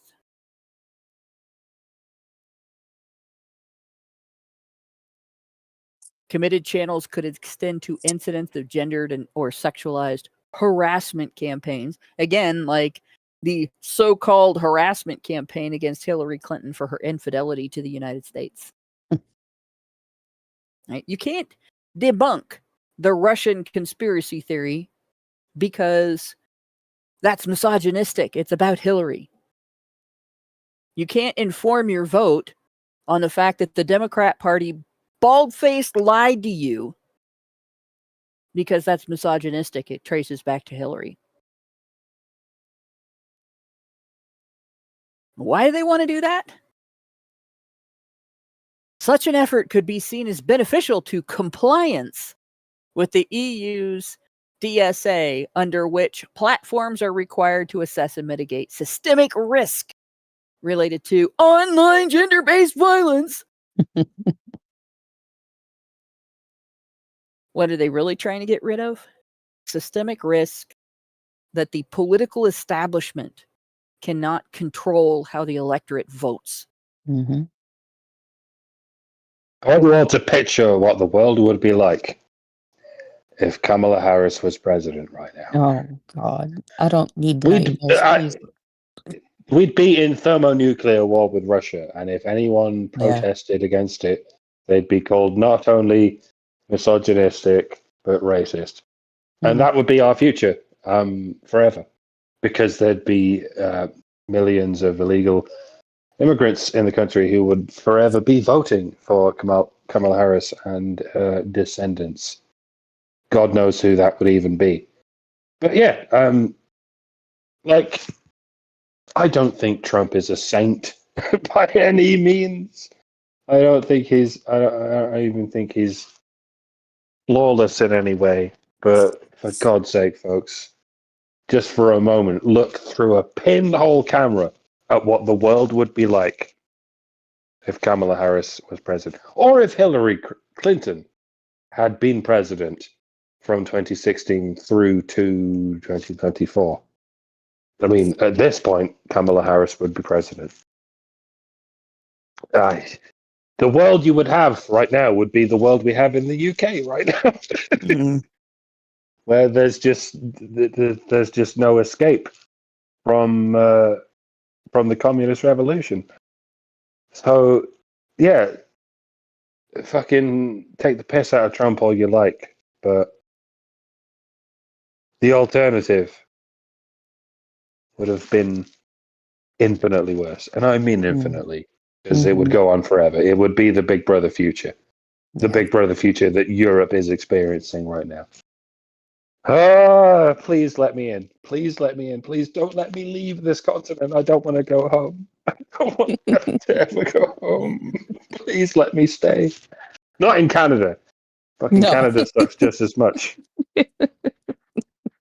Yeah. Unfortunately. Yeah, I wonder how long it'll be before being threatened with arrest for saying the wrong thing on social media will be a reason why Europeans can ask for asylum in the United States, because I think that's coming. And as far as Hillary is concerned, people always say I get overboard on Hillary Clinton, but you have to understand, I watched the way that she behaved during her husband's presidency. And I watched the news that came out about them, the personal news that came out about what she was like behind the scenes and everything. And I firmly believe, beyond even the slightest shadow of a doubt, that if she got into office, she would be the last president of the United States. Mm. And I will not elaborate on that. You guys can figure that out for yourselves. But that is the truth. That is what I think of Hillary Clinton. And I don't think anybody was scarier that ran for office during my lifetime. Even the guy that wanted to get rid of all the nukes. God, that was like, I was in high school, junior high or high school. Mondale wanted to disarm. Ran against Reagan or Bush. And he was scary, but he wasn't as scary as Hillary Clinton.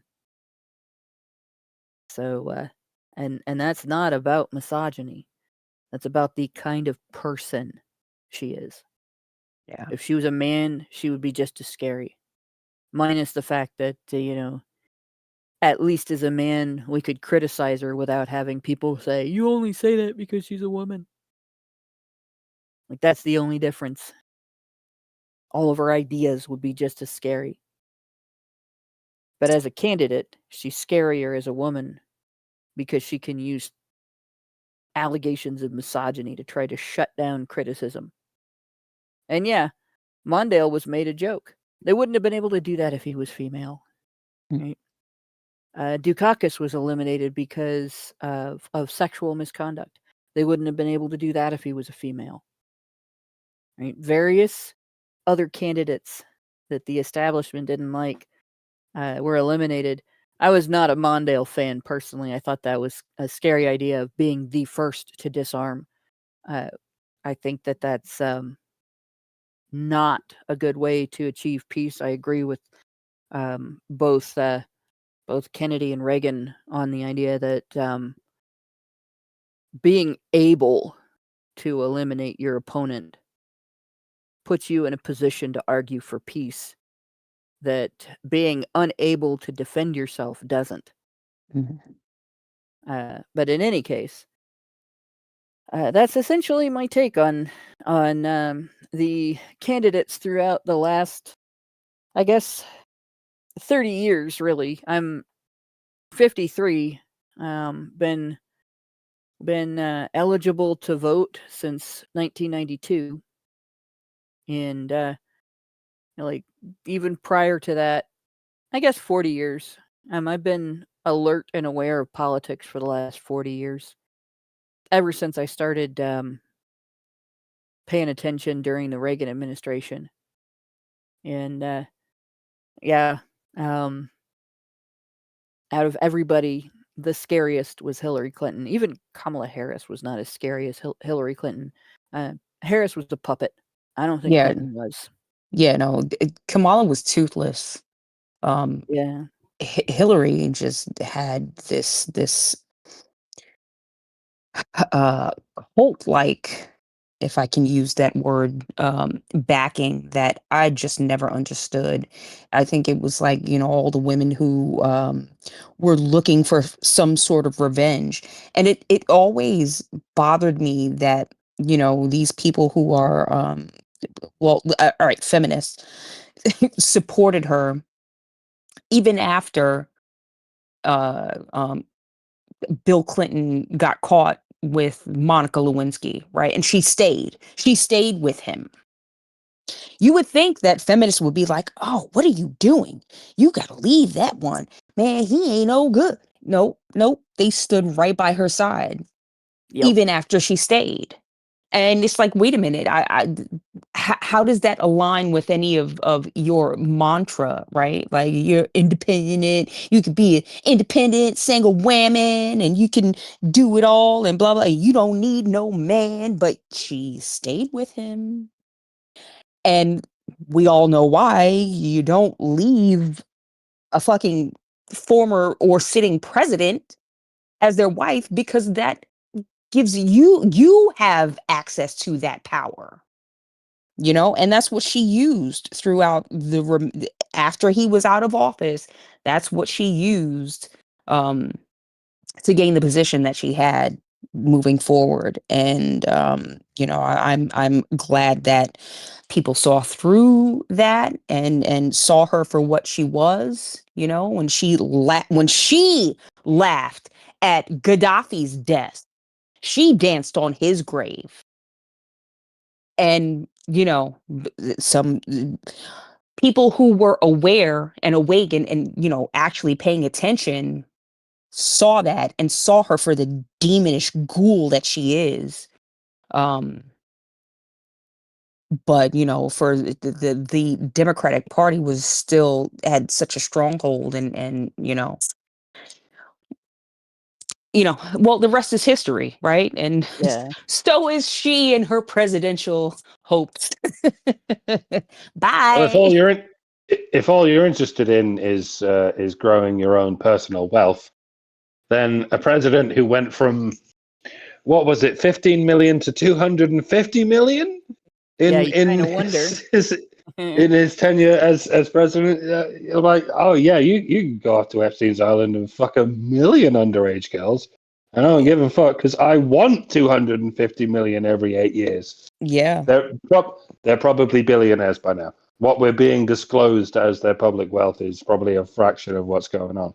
Yeah. They are there to line their own pockets, as has every president except Trump in Yeah. almost the entire history of American politics, and indeed politics in every country.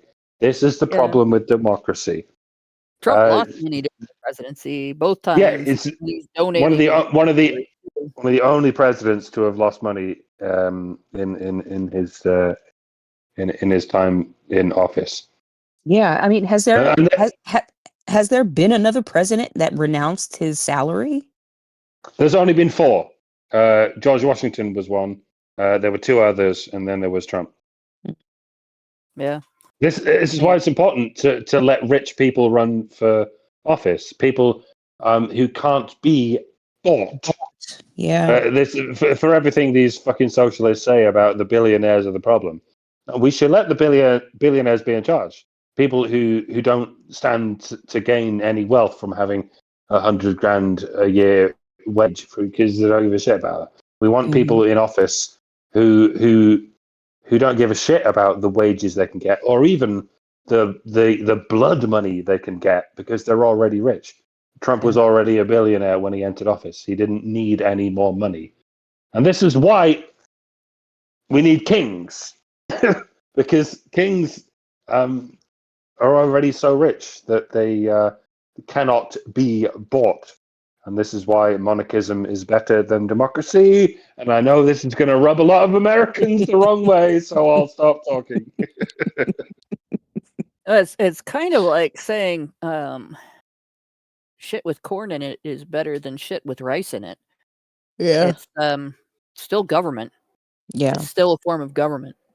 Right? There's you're talking to an anarcho-capitalist here. I don't want anybody in charge. Right? That's the other reason why if somebody tried to thrust me into that particular job, I would turn it down. I don't believe it should exist. Yeah. So if I was put in that position and couldn't get out of it, then I would just set about dismantling the system entirely. Like people are upset that Trump is making changes to the system that, in my opinion, are minor. Yeah. So Meanwhile, these are all the same people that say that they hate government, right? Well, he's doing things to reduce the power and the money that is being spent, and it's just such a mind fuck for them that they can't, because it's Trump. Yep. Right? They hate him, so anything, if he cured cancer, Yep. they would have a problem with that too. Oh my God, look how many oncologists he's putting out of work. Right. News for you. Oncologists would love to be out of that job and into some other area of medicine. Yeah. They have to prepare themselves on a regular basis to tell people that they're going to die and nothing that the doctor is going to do can save them. Yeah. But to finish this up, I will say this. Again, as we've been told a million times, we've been told that UN Women is toothless. They don't do anything. They're just they're not an actual UN organization. They're not actually influential. They don't get anything done. They don't affect anything, and they're not part of anything. Well, what they are talking about here is stuff that has been implemented. Right? Therefore, you have to consider that they have influence and that they are informing changes in government law and policy and also in corporate policy. And in some ways, corporate policy is even more dangerous because you can't use the Bill of Rights against a corporation. You can use the Bill of Rights against the government. The Bill of Rights tells things the government cannot do. Things that the government cannot take away, basically, from the citizens in the United States. So you could sue if the federal government passed a law that said you can't discuss this political issue because it traces back to something that we can use to accuse you of misogyny. But you can't necessarily sue if Facebook does that. Mm-hmm. Facebook isn't governed by the Bill of Rights. Now, if you can prove that the government paid Facebook to do that, then you have a case. Yeah. But that involves actually having access to that information. Right? So this is some heavy stuff. This is essentially an organization that is masquerading as a toothless ladies club for political discussion among ladies around the world, ambassadors, right? That has actually got its teeth into every government around the world and many corporations, including the ones that govern what you can and can't say online. Very dangerous. Yeah. Next week, we'll probably gloss over some of this. We'll essentially, I might not directly read the entire paragraph of each of these things, but I will highlight a bit here and a bit there. Because this is about the use of AI systems to censor your online speech. Right? And then the next thing that we are going to look at, based on this, is this Act to End Violence Against Women and Girls program, which we do have already up to look at. It'll probably reload a bunch of times. It's not super long like this other thing is. I'm not skipping a bunch of it in order to show you what it looks like. So we'll be able to go over it possibly more quickly. And then we will get into what UN Women says about how to counter the manosphere. So that's our trajectory here. That is, unless something else comes up that we absolutely have to talk about instead. If nothing else comes up that we absolutely have to talk about instead, this is the direction we're going for the next couple weeks. So with that, I will thank my my two co-hosts for sticking out. This is kind of a longer sausage. I'm about half an hour over the amount of time I usually do on Thursday nights. But we didn't have a show last week, so this kind of makes up for it. Thanks to the audience for listening. I know this is really dry stuff, but when it boils down to it, what you are being told here is there is a world government effort to use the concept of misogyny to silence your criticism of any law, policy, or other government initiative that affects you negatively. Right? And then thanks very much to Brian for working hard to make things happen in the background so that I can do this. and have the vertical chat as well, the vertical broadcast as well, and foregoing overtime with me. Good night, all. Good night, y'all.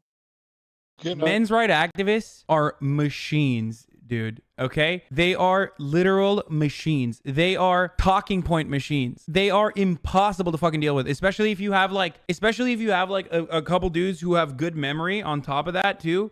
Holy shit, you're fucked.